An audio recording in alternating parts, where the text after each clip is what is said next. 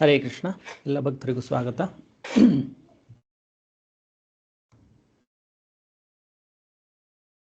ಪ್ರಾರ್ಥನೆ ಮುಖಾಂತರ ನಮ್ಮ ಕ್ಲಾಸನ್ನು ನಾವು ಪ್ರಾರಂಭ ಮಾಡುವ. ನಮ ಓಂ ವಿಷ್ಣು ಪಾದಾಯ ಕೃಷ್ಣ ಪ್ರೇಷ್ಠಾಯ ಭೂತಲೆ ಶ್ರೀಮತೆ ಭಕ್ತಿ ವೇದಾಂತ ಸ್ವಾಮಿನ್ ಇತಿ ನಾಮಿನೆ. ನಮಸ್ತೆ ಸಾರಸ್ವತೆ ದೇವೆ ಗೌರವಾಣಿ ಪ್ರಚಾರಿಣೆ ನಿರ್ವಿಶೇಷ ಶೂನ್ಯವಾದಿ ಪಾಶ್ಚಾತ್ಯ ದೇಶತಾರಿಣೆ. ಜೈ ಶ್ರೀ ಕೃಷ್ಣ ಚೈತನ್ಯ ಪ್ರಭು ನಿತ್ಯಾನಂದ ಶ್ರೀ ಅದ್ವೈತ ಗದಾಧರ ಶ್ರೀವಾಸಾದಿ ಗೌರಭಕ್ತವೃಂದ. ಹರೇ ಕೃಷ್ಣ ಕೃಷ್ಣ ಕೃಷ್ಣ ಹರೇ ಹರೇ, ಹರೇ ರಾಮ ರಾಮ ರಾಮ ಹರೇ ಹರೇ.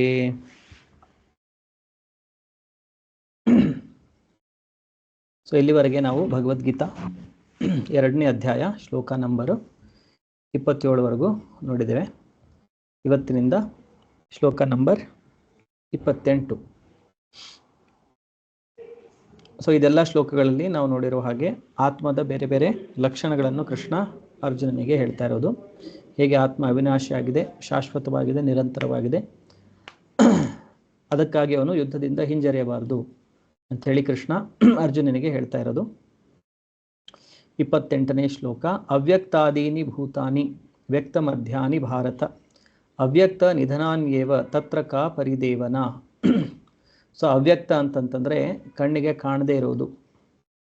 ಆದೀನಿ ಅಂದರೆ ಪ್ರಾರಂಭದಲ್ಲಿ, ಭೂತಾನಿ ಅಂದರೆ ಎಲ್ಲ ಜೀವಿಗಳು, ಎಲ್ಲ ನಮ್ಮ ಕಣ್ಣಿಗೆ ಕಾಣುವಂಥ ಎಲ್ಲ ಏನು ದೇಹವನ್ನು ಧರಿಸಿರುವಂಥ ಏನು ಜೀವಾತ್ಮಗಳಿದೆ.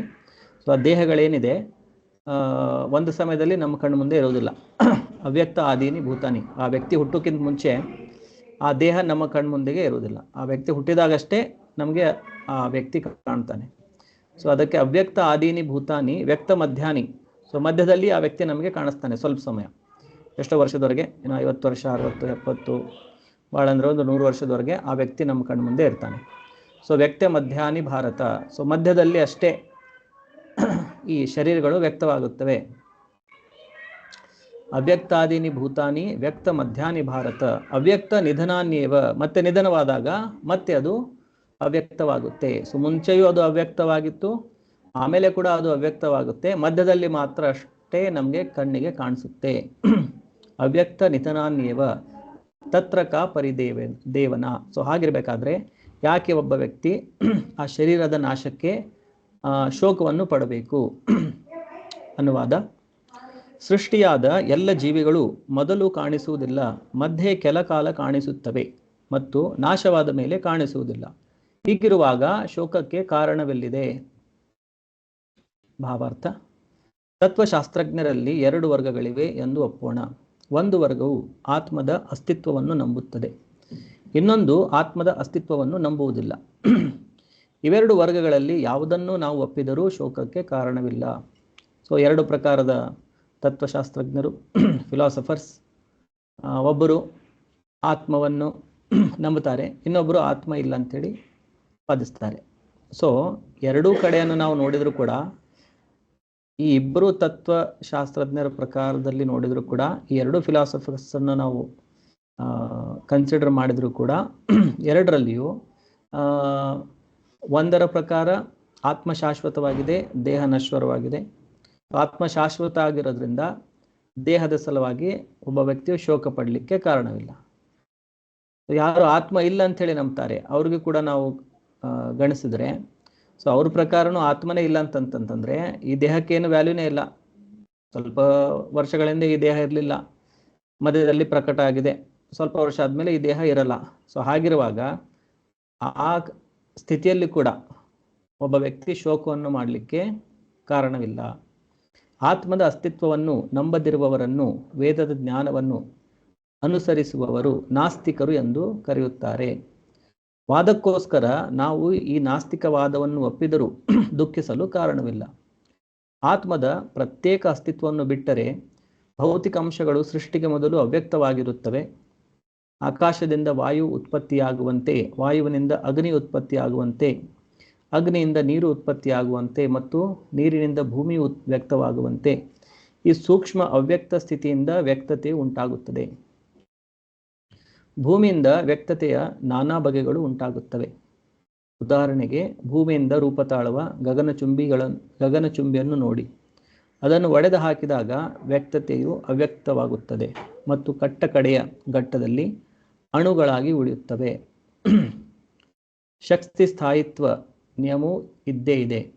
ಆದರೆ ಕಾಲಗತಿಯಲ್ಲಿ ವಸ್ತುಗಳು ವ್ಯಕ್ತವಾಗುತ್ತವೆ ಮತ್ತು ಅವ್ಯಕ್ತವಾಗುತ್ತವೆ. ಇದೇ ವ್ಯತ್ಯಾಸ. ಆದುದರಿಂದ ವ್ಯಕ್ತತೆಯ ಘಟ್ಟವಾಗಲಿ ಅವ್ಯಕ್ತತೆಯ ಘಟ್ಟವಾಗಲಿ ಶೋಕಕ್ಕೆ ಕಾರಣವಿಲ್ಲಿದೆ. ಹೇಗೋ ಏನೋ ಅವ್ಯಕ್ತ ಸ್ಥಿತಿಯಲ್ಲಿ ಸಹ ವಸ್ತುಗಳು ನಷ್ಟವಾಗುವುದಿಲ್ಲ.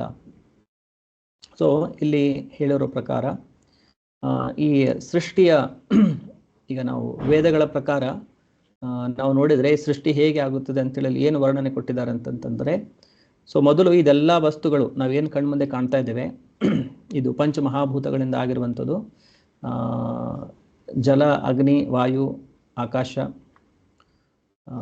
ಇದರಿಂದ ಆಗಿರುವಂಥದ್ದು ಭೂಮಿ, ಈ 5 ವಸ್ತುಗಳಿಂದ ಆಗಿರುವಂಥದ್ದು.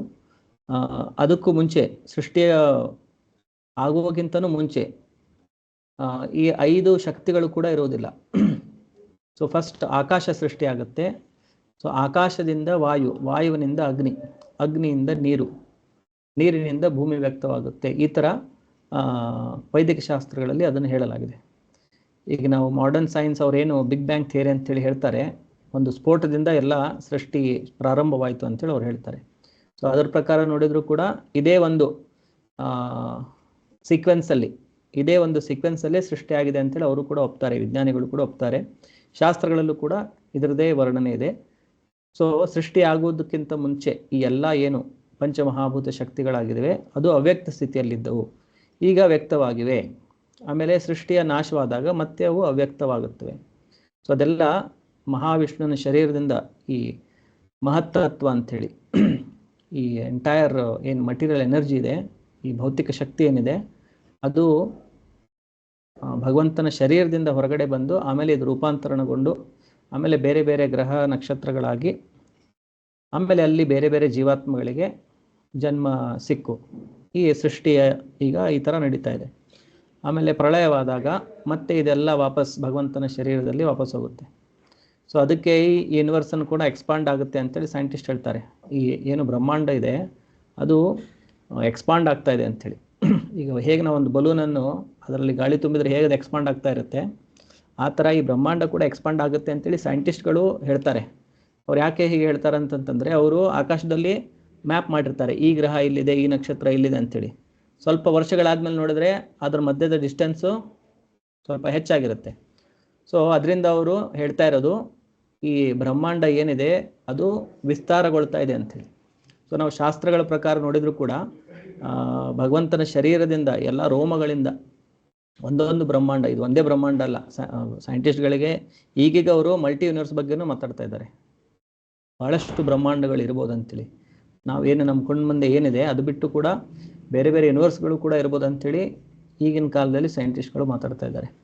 ಸೊ ಅದನ್ನು ನಮ್ಮ ಶಾಸ್ತ್ರದಲ್ಲಿ ಆಗಲೇ ಹೇಳಲಾಗಿದೆ. ಭಗವಂತನ ಶರೀರದಿಂದ, ಮಹಾವಿಷ್ಣುವಿನ ಶರೀರದಿಂದ ಯಸ್ಯೈಕ ನಿಶ್ವಸಿತ ಕಾಲಂ ಅಥಾವಲಂಬ್ಯ, ಭಗವಂತ ನಿಶ್ವಾಸ ಮಾಡಿದರೆ ಆ ನಿಶ್ವಾಸದಿಂದ ಆ ಸಮಯದಲ್ಲಿ ಯಸ್ಯ ಏಕ ನಿಶ್ವಸಿತ ಕಾಲಂ ಅಥಾವಲಂಬ್ಯ, ಒಂದು ನಿಶ್ವಾಸದ ಕಾಲವನ್ನು ಅವಲಂಬಿಸಿ ಜೀವಂತಿ ಲೋಮವಿಲಜ ಜಗದಂಡನಾಥ, ಪ್ರತಿಯೊಂದು ರೋಮಗಳಿಂದ ಒಂದೊಂದು ಜಗದ ಅಂಡನಾಥ, ಒಂದೊಂದು ಬ್ರಹ್ಮನ ಸೃಷ್ಟಿಯಾಗುತ್ತೆ. ಒಂದೊಂದು ಬ್ರಹ್ಮಾಂಡಕ್ಕೆ ಒಬ್ಬೊಬ್ಬ ಬ್ರಹ್ಮ. ಸೊ ವಿಷ್ಣುರ್ ಮಹಾನ್ಸ ಇಹ ಯಸ್ಯ ಕಲಾ ವಿಶೇಷ, ಆ ಮಹಾವಿಷ್ಣು ಯಾವನ ಶರೀರದಿಂದ ಈ ಎಲ್ಲ ಬ್ರಹ್ಮಾಂಡಗಳ ರಚನೆ ಆಗ್ತಾ ಇದೆ, ಆ ಮಹಾವಿಷ್ಣು ಕೂಡ ವಿಷ್ಣುರ್ ಮಹಾನ್ಸ ಯಸ್ಯ ಕಲಾ ವಿಶೇಷ, ಅವನು ಕೃಷ್ಣನ ಒಂದು ಕಲಾ ವಿಶೇಷ, ಕೃಷ್ಣನೇ ಒಂದು ವಿಸ್ತಾರಗೊಂಡಿರೋ ರೂಪ ಅಂತೇಳಿ ಬ್ರಹ್ಮ ಸಂಹಿತೆಯಲ್ಲಿ ಹೇಳಲಾಗಿದೆ. ಸೊ ಶಾಸ್ತ್ರಗಳನ್ನು ನಾವು ನೋಡಿದರೂ ಕೂಡ ಮತ್ತೆ ಈಗಿನ ಏನು ಮಾಡರ್ನ್ ಸೈಂಟಿಸ್ಟು ಹೇಳೋ ಪ್ರಕಾರನೂ ಈ ವಿಶ್ವ ಎಕ್ಸ್ಪಾಂಡ್ ಆಗ್ತಾ ಇದೆ, ಇದು ವಿಸ್ತಾರಗೊಳ್ತಾ ಇದೆ. ಆಮೇಲೆ ಒಂದು ಸಮಯದಲ್ಲಿ ಯಾವುದೇ ಶಕ್ತಿಗಳಿರಲಿಲ್ಲ, ಅಗ್ನಿ, ಜಲ, ವಾಯು, ಆಕಾಶ, ಭೂಮಿ ಒಂದು ಸಮಯದಲ್ಲಿ ಇರಲಿಲ್ಲ. ಈಗ ಅದು ನಮ್ಮ ಕಣ್ಣು ಮುಂದೆ ಕಾಣ್ತಾ ಇದೆ. ಸೊ ಮುಂದೆ ಏನಾಗುತ್ತೆ ಅಂತೇಳಿ ಸೈಂಟಿಸ್ಟ್ ಅವರಿಗೆ ಅಷ್ಟು ಗೊತ್ತಿಲ್ಲ ಫ್ಯೂಚರ್ ಬಗ್ಗೆ. ಅವರು ಸ್ಟಡಿ ಮಾಡಿರೋ ಪ್ರಕಾರ ಏನು ಒಂದು ನಕ್ಷತ್ರ ಇರುತ್ತೆ, ಈಗ ನಮಗೆ ಸೂರ್ಯ ಅಂತೇಳಿ ಹೇಳ್ತಾರೆ, ಅದ್ರ ಸುತ್ತಮುತ್ತಲು ಬೇರೆ ಬೇರೆ ಗ್ರಹಗಳು ಸುತ್ತಾ ಇವೆ. ಒಂದು ಸಮಯ ಬಂದಾಗ ಸೂರ್ಯ ಅದ್ರದ್ದು ಲೈಫ್ ಎಂಡ್ ಆಗುತ್ತೆ. ಆವಾಗ ಅದು ಒಂದು ಬ್ಲ್ಯಾಕ್ ಹೋಲ್ ಆಗಿ ಕನ್ವರ್ಟ್ ಆಗುತ್ತೆ ಅಂತೇಳಿ ಹೇಳ್ತಾರೆ. ಬ್ಲ್ಯಾಕ್ ಹೋಲ್ ಅಂತಾರೆ ಎಲ್ಲ ಹೋಗಿ ಅದರಲ್ಲೇ ನಾಶವಾಗಿ ಬಿಡುತ್ತೆ ಅಂಥೇಳಿ. ಅದು ತನ್ನ ಹತ್ರ ಎಲ್ಲ ಎಳ್ಕೊಂಡು ಈಗ ಎಲ್ಲ ಗ್ರಹಗಳು ಸೂರ್ಯನ ಸುತ್ತಾ ಇವೆ. ಸೊ ಅದು ತನ್ನ ಕಡೆ ಎಳ್ಕೊಳ್ತಾ ಇಲ್ಲ. ಆದರೆ ಒಂದು ಸಮಯದಲ್ಲಿ ಅದೆಲ್ಲ ಅದರಲ್ಲೇ ಹೋಗಿ ಕೊಲ್ಯಾಪ್ಸ್ ಆಗಿಬಿಡುತ್ತೆ ಅಂತೇಳಿ ಸೈಂಟಿಸ್ಟ್ ಹೇಳ್ತಾರೆ. ಈ ಥರ ಬ್ರಹ್ಮಾಂಡದಲ್ಲಿ ಎಷ್ಟೋ ನಕ್ಷತ್ರಗಳು ಹುಡ್ತಾ ಇವೆ ಮತ್ತು ಅವುಗಳ ನಾಶ ಆಗ್ತಾ ಇದೆ ಅಂಥೇಳಿ ಸೈಂಟಿಸ್ಟ್ ಕೂಡ ಅವರು ತಮ್ಮ ಪ್ರಯೋಗಗಳ ಮುಖಾಂತರ ಏನೋ ಅಬ್ಸರ್ವೇಷನ್ ಮುಖಾಂತರ ಹೇಳ್ತಾರೆ. ಸೊ ವೇದಿಕ ಶಾಸ್ತ್ರಗಳ ಪ್ರಕಾರ ನಾವು ನೋಡಿದ್ರೆ ಸೊ ಪ್ರಳಯ ಆಗುತ್ತೆ, ಒಂದು ಮಹಾಪ್ರಳಯ ಅಂಥೇಳಿ, ಅದು ಸೃಷ್ಟಿಯ ಹಂತದಲ್ಲಾಗುತ್ತೆ. ಅದ್ರ ಮಧ್ಯದಲ್ಲೂ ಕೂಡ ಏನು 14 ಪ್ಲಾನೆಟರಿ ಸಿಸ್ಟಮ್ಸ್ಗಳಿದೆ, ಗ್ರಹ ಮಂಡಲಗಳಿದೆ. ಸೊ ಅದರಲ್ಲಿ ಅರ್ಧ ಭಾಗದಷ್ಟು ಬ್ರಹ್ಮನ ರಾತ್ರಿ ಆದಾಗ ಅದು ಪ್ರಳಯ ಆಗುತ್ತೆ, ಮತ್ತು ಬ್ರಹ್ಮನ ದಿನವಾದಾಗ ಮತ್ತೆ ಅವನು ಎಲ್ಲ ಸೃಷ್ಟಿ ಮಾಡ್ತಾನೆ. ಸೊ ಈ ಥರ ಈ ಏನು ಮತ್ತೊಂದು ಚಿಕ್ಕ ಪ್ರಮಾಣದ ಏನು ಪ್ರಳಯ ಆಗುತ್ತೆ ಅದು ಆಗ್ತಾನೆ ಇರುತ್ತೆ. ಆಮೇಲೆ ಫೈನಲ್ ಆಗಿ ಇಡೀ ಬ್ರಹ್ಮಾಂಡನೇ ನಾಶ ಆಗೋದು ಅದು ಮಹಾಪ್ರಳಯದ ಸಮಯದಲ್ಲಿ. ಆವಾಗ ಮತ್ತೆ ಎಲ್ಲ ಈ ಶಕ್ತಿಗಳು ಹೇಗೆ ಭಗವಂತನ ಶರೀರದ ಹೊರಗಡೆ ಬಂದಿತ್ತು ಅದೇ ಥರ ಅದು ಮತ್ತೆ ಭಗವಂತನ ಶರೀರದಲ್ಲಿ ವಾಪಸ್ ಹೋಗುತ್ತೆ. ಎಲ್ಲ ಜೀವಾತ್ಮಗಳು ಕೂಡ ಭಗವಂತನ ಶರೀರದಲ್ಲಿ ಹೋಗಿ ಸೇರ್ಕೊಳ್ತವೆ. ಮತ್ತೆ ಅದು ನಿಶ್ವಾಸ ಆದಾಗ ಸೃಷ್ಟಿಯಾಗುತ್ತೆ, ಉಶ್ವಾಸ ಅಂದರೆ ಮತ್ತೆ ಉಸಿರು ತಗೊಂಡಾಗ ಎಲ್ಲ ಸೃಷ್ಟಿ ನಾಶವಾಗಿ ಭಗವಂತನ ಶರೀರಕ್ಕೆ ಹೋಗುತ್ತೆ. ಆ ಸಮಯ ಎಷ್ಟಂತಂತಂದರೆ ಬ್ರಹ್ಮನ ಒಂದು ದಿವಸನೇ 84 ಕೋಟಿ ವರ್ಷ. ಸೊ ಆ ಥರ 1 ವರ್ಷ, ಆಮೇಲೆ 100 ವರ್ಷ, ಸೊ ಎಷ್ಟೋ ಕೋಟಿಗಟ್ಟಲೆ ವರ್ಷಗಳು, ನಮಗೆ ಎಣಿಸ್ಲಿಕ್ಕೂ ಆಗಲಿಕ್ಕಿಲ್ಲ ಅಷ್ಟು.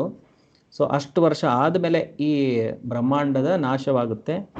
ಮತ್ತೆ ನಿಶ್ವಾಸ ಆದಾಗ ಮತ್ತೆ ಬ್ರಹ್ಮಾಂಡದ ಸೃಷ್ಟಿ ಆಗುತ್ತೆ. ಅಂದರೆ ಇದು ಸೈಕಲ್ ಥರ ಮತ್ತೆ ಮತ್ತೆ ಸೃಷ್ಟಿ ಆಗೋದು, ಮತ್ತೆ ಮತ್ತೆ ಪ್ರಳಯ ಆಗೋದು ನಡೀತಾನೆ ಇರುತ್ತೆ. ಆ ಮಧ್ಯದ ಸಮಯ ಏನಿದೆ, ಪ್ರಳಯ ಮತ್ತು ಸೃಷ್ಟಿ ಆದಾಗಿಂದ ಹಿಡಿದು ಪ್ರಳಯದವರೆಗೆ, ಆ ಸಮಯದಲ್ಲಿ ಜೀವಾತ್ಮಗಳಿಗೆ ತನ್ನ ಆಸೆಗಳನ್ನು ಪೂರೈಸಲಿಕ್ಕೆ ಬೇರೆ ಬೇರೆ ಶರೀರಗಳನ್ನು ಪಡ್ಕೊಂಡು ಬೇರೆ ಬೇರೆ ಈ ಜನ್ಮ ಮೃತ್ಯು ಚಕ್ರದಲ್ಲಿ ಸುತ್ತಾಡ್ತಾ ತನ್ನ ಆಸೆಗಳನ್ನು ಅದು ಪೂರೈಸ್ತಾ ಇರುತ್ತೆ. ಆ ಮಧ್ಯದಲ್ಲಿ ಅದು ಪಾಪಕರ್ಮಗಳನ್ನು ಮಾಡಿದರೆ ಅದರ ಪಾಪದ ಫಲವನ್ನು ಕೂಡ ಅದು ಅನುಭವಿಸ್ತಾ ಇರುತ್ತೆ. ಪುಣ್ಯಕರ್ಮ ಮಾಡಿದರೆ ಅದಕ್ಕೆ ಆ ಪುಣ್ಯದ ಫಲವನ್ನು ಭೌತಿಕ ಸುಖದ ರೂಪದಲ್ಲಿ ಮತ್ತು ಭೌತಿಕ ದುಃಖದ ರೂಪದಲ್ಲಿ ಅದು ಅನುಭವಿಸ್ತಾ ಇರುತ್ತೆ. ಆದರೆ ನಿಜವಾದ ಅದಕ್ಕೆ ಆನಂದ ಸಿಗೋದು ಕೇವಲ ಅದು ಈ ಚಕ್ರದಿಂದ ಹೊರಗಡೆ ಬಂದು ಭಗವಂತನ ಹೇಗೆ ಇದು ಮಟೀರಿಯಲ್ ಯೂನಿವರ್ಸ್ ಇದೆ, ಇದು ಸೃಷ್ಟಿ ಆಗ್ತಾ ಇದೆ, ನಾಶ ಆಗ್ತಾ ಇದೆ, ಅದೇ ಥರ ಒಂದು ಆಧ್ಯಾತ್ಮಿಕ ಜಗತ್ತಿದೆ. ಸೊ ಅದು ಯಾವತ್ತೂ ನಾಶವಾಗುವುದಿಲ್ಲ, ಅದ್ರ ಸೃಷ್ಟಿ ಆಗಿಲ್ಲ, ಅದು ನಿರಂತರವಾಗಿ ಸನಾತನ ಕಾಲದಿಂದ ಅದು ಅಸ್ತಿತ್ವದಲ್ಲಿದೆ.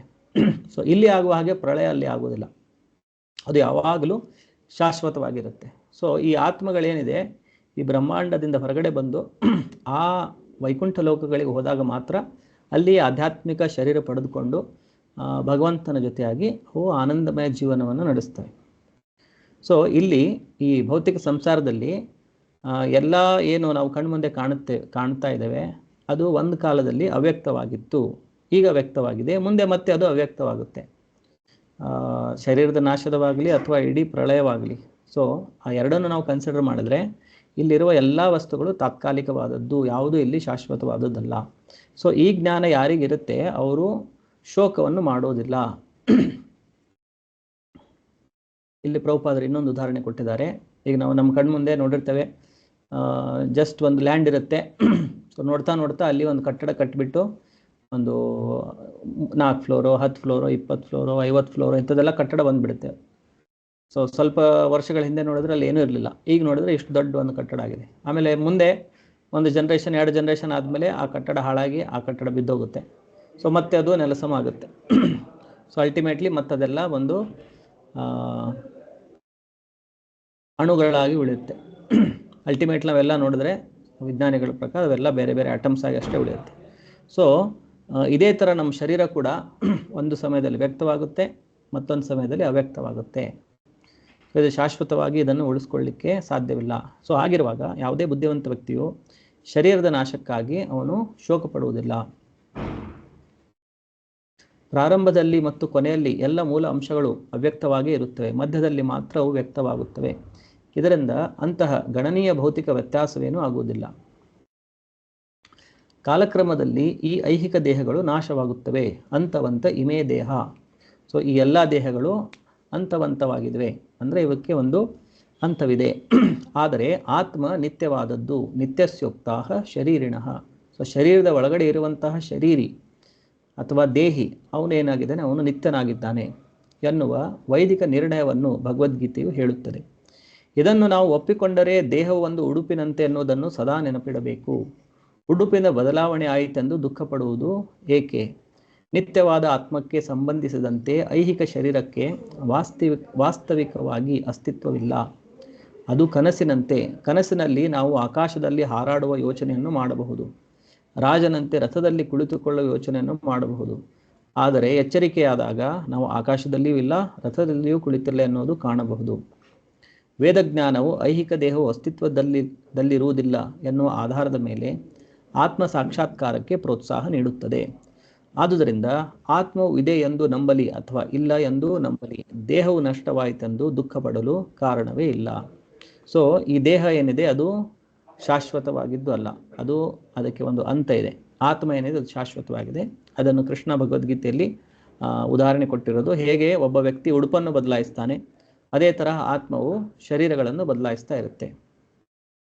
ಸೊ ಈ ಶರೀರಗಳು ಕನಸಿನಲ್ಲಿ ನಾವು ಕೆಲವೊಂದು ಸಲ ಏನೋ ಒಂದು ಕನಸು ಬಿದ್ದಿರುತ್ತೆ, ಅದ್ರಲ್ಲಿ ನಾನೇನೋ ರಾಜ ಆಗಿರ್ತೇನೆ ಅಥವಾ ಎಲ್ಲೋ ಒಂದು ಕಡೆ ಹೋಗಿರ್ತೇನೆ, ಏನೋ ಒಂದು ಬೇರೆ ಸ್ಥಾನದಲ್ಲಿ ಅಥವಾ ಒಂದು ಬೇರೆ ರೂಪದಲ್ಲಿ. ಅದು ಕನಸು ಎಲ್ಲಿವರೆಗೆ ಇರುತ್ತೆ ಅಂತ ನಿದ್ದೆಯಲ್ಲಿರೋವರೆಗೆ ಕನಸಿರುತ್ತೆ. ಸೊ ನಿದ್ದೆ ನಮ್ಮದು ಬ್ರೇಕ್ ಆದರೆ ಅವಾಗೇನಾಗುತ್ತೆ, ಆ ಕನಸು ಕೂಡ ಬ್ರೇಕ್ ಆಗುತ್ತೆ. ಸೊ ಅವಾಗ ಅದೆಲ್ಲ ಕಂಡಿದ್ದೆಲ್ಲ ದೇಹಗಳು, ಅಲ್ಲಿ ನಾನು ರಾಜನಾಗಿದ್ದೆ ಅಥವಾ ಆಕಾಶದಲ್ಲಿ ಹಾರಾಡ್ತಾ ಇದ್ದೆ, ಸೊ ಅದೆಲ್ಲ ಅದು ಚೂರು ಚೂರಾಗಿ ಹೋಗ್ಬಿಡುತ್ತೆ. ಸೊ ಅದು ಒಂದು ಕೆಲ ಕಾಲಕ್ಕಷ್ಟೇ ನಾವು ಅದನ್ನು ನಾನು ಅಂತೇಳಿ ತಿಳಿದು, ಅದರಲ್ಲೂ ಕೂಡ ನಾವು ಕೆಲವೊಂದು ಸಲ ಸುಖ ದುಃಖ ಅನುಭವಿಸ್ತೇವೆ. ಏನೋ ಹೆದರಿಕೆ ಆಗಿರೋದು ನೋಡಿದ್ರೆ ಅಲ್ಲೂ ನಮಗೆ ಹೆದರಿಕೆ ಆಗಿಬಿಡುತ್ತೆ. ಸೊ ಆ ಎಕ್ಸ್ಪೀರಿಯನ್ಸ್ ಏನಿರುತ್ತೆ ಅದು ನಿಜ ಇರುತ್ತೆ, ಎಕ್ಸ್ಪೀರಿಯನ್ಸ್ ನಿಜ ಇರುತ್ತೆ. ಬಟ್ ಅಲ್ಲಿ ಆಗಿರುವ ಎಲ್ಲ ಏನು ಘಟನೆಗಳು ಅದೆಲ್ಲ ಒಂದು ತಾತ್ಕಾಲಿಕ ಘಟನೆಗಳಾಗಿರುತ್ತೆ. ಸೊ ಹೇಗೆ ನಾವು ಕನಸಿನಲ್ಲಿ ಬೇರೆ ಬೇರೆ ಶರೀರಗಳನ್ನು ಪಡೆದುಕೊಳ್ತಾ ಇದ್ದೇವೆ, ಅದು ನಿದ್ದೆಯಲ್ಲಿ ನೋಡೋ ಕನಸು, ಇದು ಕಣ್ಣು ತೆಗೆದು ನೋಡುವಂಥ ಕನಸಿದು. ಸೊ ಇಲ್ಲೂ ಕೂಡ ನಮಗೆ ಬೇರೆ ಬೇರೆ ಶರೀರಗಳು ಕಾಣ್ತಾ ಇದೆ. ಸೊ ಇದರಲ್ಲಿ ನಾವು ನಮ್ಮ ಜೀವನವನ್ನು ನಡೆಸ್ತೇವೆ. ಆಮೇಲೆ ಮೃತ್ಯು ಅಂತಂತಂದರೆ ಆ ಕನಸು ಏನಾಗುತ್ತೆ, ಬ್ರೇಕ್ ಆಗಿಬಿಡುತ್ತೆ. ಮತ್ತು ಆ ಕನಸು ಬಿಟ್ಟು ಮತ್ತೆ ಇನ್ನೊಂದು ಕನಸಿಗೆ ಹೋಗ್ತೇವೆ. ಇನ್ನೊಂದು ಶರೀರ ಅಂತಂದರೆ ಅಲ್ಲಿ ಮತ್ತೊಂದು ಹೊಸ ಕನಸು ಶುರು ಆಯಿತು. ಸೊ ಅದಕ್ಕಾಗಿ ಇದನ್ನು ಒಂದು ಕನಸಿನ ಥರ ಒಂದು ಸ್ಥಿತಿ ಅಂತೇಳಿ ಹೇಳ್ತಾರೆ. ಆದರೆ ಇದ್ರ ಒಳಗಡೆ ಆಗ್ತಾ ಇರುವಂಥ ಎಲ್ಲ ಏನು ಎಕ್ಸ್ಪೀರಿಯನ್ಸ್ಗಳಿದೆ ಅದನ್ನು ಆತ್ಮ ಅನುಭವಿಸ್ತಾ ಇರುತ್ತೆ. ಸೊ ಇದರಿಂದ ಎಚ್ಚೆತ್ತು ನಾವು ಭಗವಂತನ ಹತ್ರ ಹೋಗಬೇಕು. ಸೊ ಆವಾಗ ನಾವು ನಿಜವಾದ ಜೀವನದಲ್ಲಿ ಇರ್ಬೋದು. ಈಗ ನಾವಿರೋದು ಒಂಥರ ಕನಸಿನ ಜೀವನದಲ್ಲಿ. ಅದಕ್ಕಾಗಿ ಶಾಸ್ತ್ರದಲ್ಲಿ ಹೇಳೋದು ಉತ್ತಿಷ್ಠತ ಜಾಗೃತ ಪ್ರಾಪ್ಯವರಾನ್ ನಿಬೋಧತ ಅಂತೇಳಿ. ಅಂದರೆ ಈಗ ಮನುಷ್ಯ ಶರೀರದಲ್ಲಿ ಬಂದಾಗ ಇದನ್ನೆಲ್ಲ ನಾವು ತಿಳ್ಕೊಬೋದು. ಈಗ ನಿನಗೆ ಒಂದು ಉತ್ತಮವಾದಂಥ ದೇಹ ಸಿಕ್ಕಿದೆ, ಈ ದೇಹದಲ್ಲಿ ಇದೆಲ್ಲ ವಿಷಯಗಳನ್ನು ತಿಳ್ಕೊಬೋದು. ಅಷ್ಟು ಬುದ್ಧಿ ಬೆಳೆದಿದೆ ಮನುಷ್ಯನಿಗೆ, ಇದನ್ನು ತಿಳಿದುಕೊಳ್ಳುವಂಥ ಬುದ್ಧಿ ಬೆಳವಣಿಗೆ ಆಗಿದೆ. ಅದಕ್ಕಾಗಿ ಉತ್ತಿಷ್ಠತ, ಈಗ ನೀನು ಹೇಳಬೇಕು, ಜಾಗೃತ, ಈಗ ಎಚ್ಚರವಾಗಬೇಕು. ಆಮೇಲೆ ಪ್ರಾಪ್ಯವರಾನ್ ನಿಬೋಧತ. ಸೊ ಈ ಒಂದು ಮನುಷ್ಯ ಶರೀರ ಸಿಕ್ಕ ಮೇಲೆ ಮತ್ತೆ ಅಜ್ಞಾನದ ಇದು ಇಗ್ನೋರೆನ್ಸಲ್ಲಿ ಇರುವಂಥ ವ್ಯಕ್ತಿ ಅವಂತರ ನಮ್ಮ ಜೀವನವನ್ನು ನಾವು ನಡೆಸಬಾರ್ದು ಅಂತೇಳಿ ಶಾಸ್ತ್ರಗಳಲ್ಲಿ ಹೇಳಲಾಗಿದೆ. ಶ್ಲೋಕ 29. ಆಶ್ಚರ್ಯವತ್ ಪಶ್ಯತಿ ಕಶ್ಚಿದೇನಂ ಆಶ್ಚರ್ಯವದ್ ವದತಿ ತಥೈವ ಚಾನ್ಯಃ ಆಶ್ಚರ್ಯವತ್ ಚೈನಂ ಅನ್ಯ ಶೃಣೋತಿ ಶ್ರುತ್ವಾಪೇನಂ ವೇದನ ಚೈವ ಕಶ್ಚಿತ್.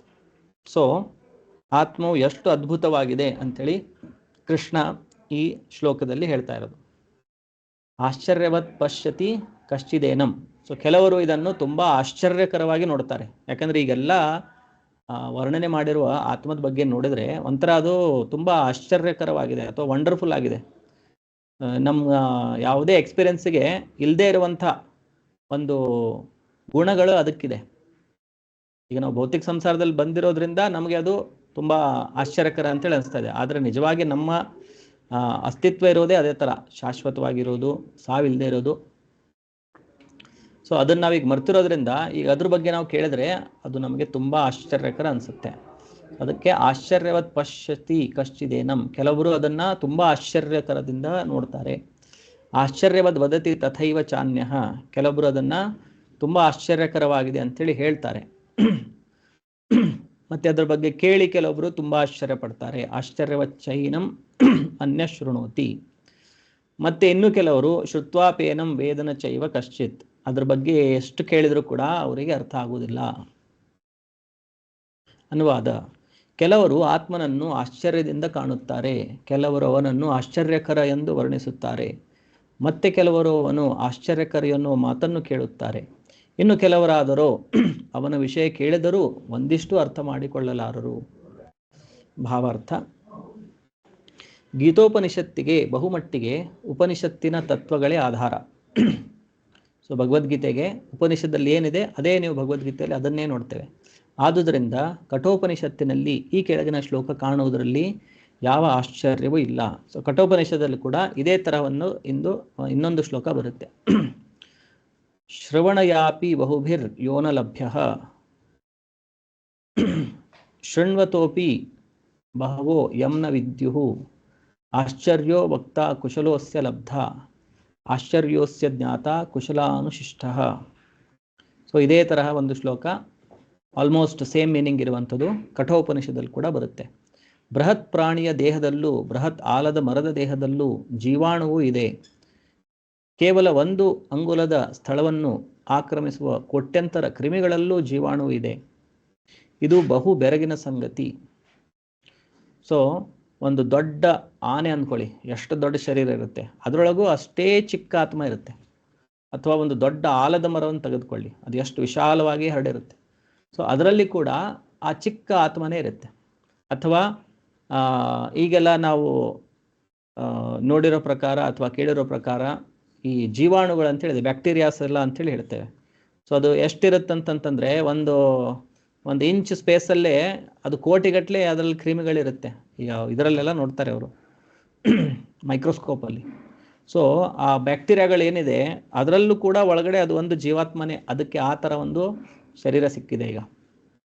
ಸೊ ಇದನ್ನೆಲ್ಲ ಕೇಳಿದರೆ ಹೇಗೆ ಆ ಜೀವಾತ್ಮ ಈ ಪ್ರಕಾರದ ಶರೀರಗಳನ್ನು ಪಡೆದುಕೊಳ್ತಾ ಇದೆ, ಸೊ ಅದನ್ನು ನಾವು ಕೇಳಿ ತುಂಬ ಆಶ್ಚರ್ಯಕ್ಕೆ ಒಳಗಾಗಬಹುದು. ಪ್ರಥಮ ಜೀವಿಯಾದ ಬ್ರಹ್ಮನಿಗೆ ಪಾಠಗಳನ್ನು ಬೋಧಿಸಿದ ಜ್ಞಾನದ ಪರಮಾಧಿಕಾರಿಯೇ ವ್ಯಕ್ತಿಗತ ಆತ್ಮನ ವಿಸ್ಮಯಗಳನ್ನು ವಿವರಿಸಿದ್ದಾನೆ. ಆದರೂ ಅಲ್ಪವಿದ್ಯೆಯುಳ್ಳವರು ಹಾಗೂ ಸಂಯಮ ಇಲ್ಲದವರು ಅದರ ವಿಸ್ಮಯಗಳನ್ನು ಅರಿಯಲಾರರು. ಸೊ ಭಗವಂತನೇ ಯಾರು ಬ್ರಹ್ಮನಿಗೆ ಪಾಠ ಹೇಳಿದನು, ಪ್ರಥಮ ಜೀವಿಯಾದ ಬ್ರಹ್ಮನಿಗೆ ಹೃದಯದಿಂದಲೇ ಬೋಧಿಸಿದವನು ಕೃಷ್ಣ. ಆ ಕೃಷ್ಣನೇ ಈಗ ಭಗವದ್ಗೀತೆಯಲ್ಲಿ ಆತ್ಮದ ಬಗ್ಗೆ ಹೇಳ್ತಾ ಇದ್ದಾನೆ.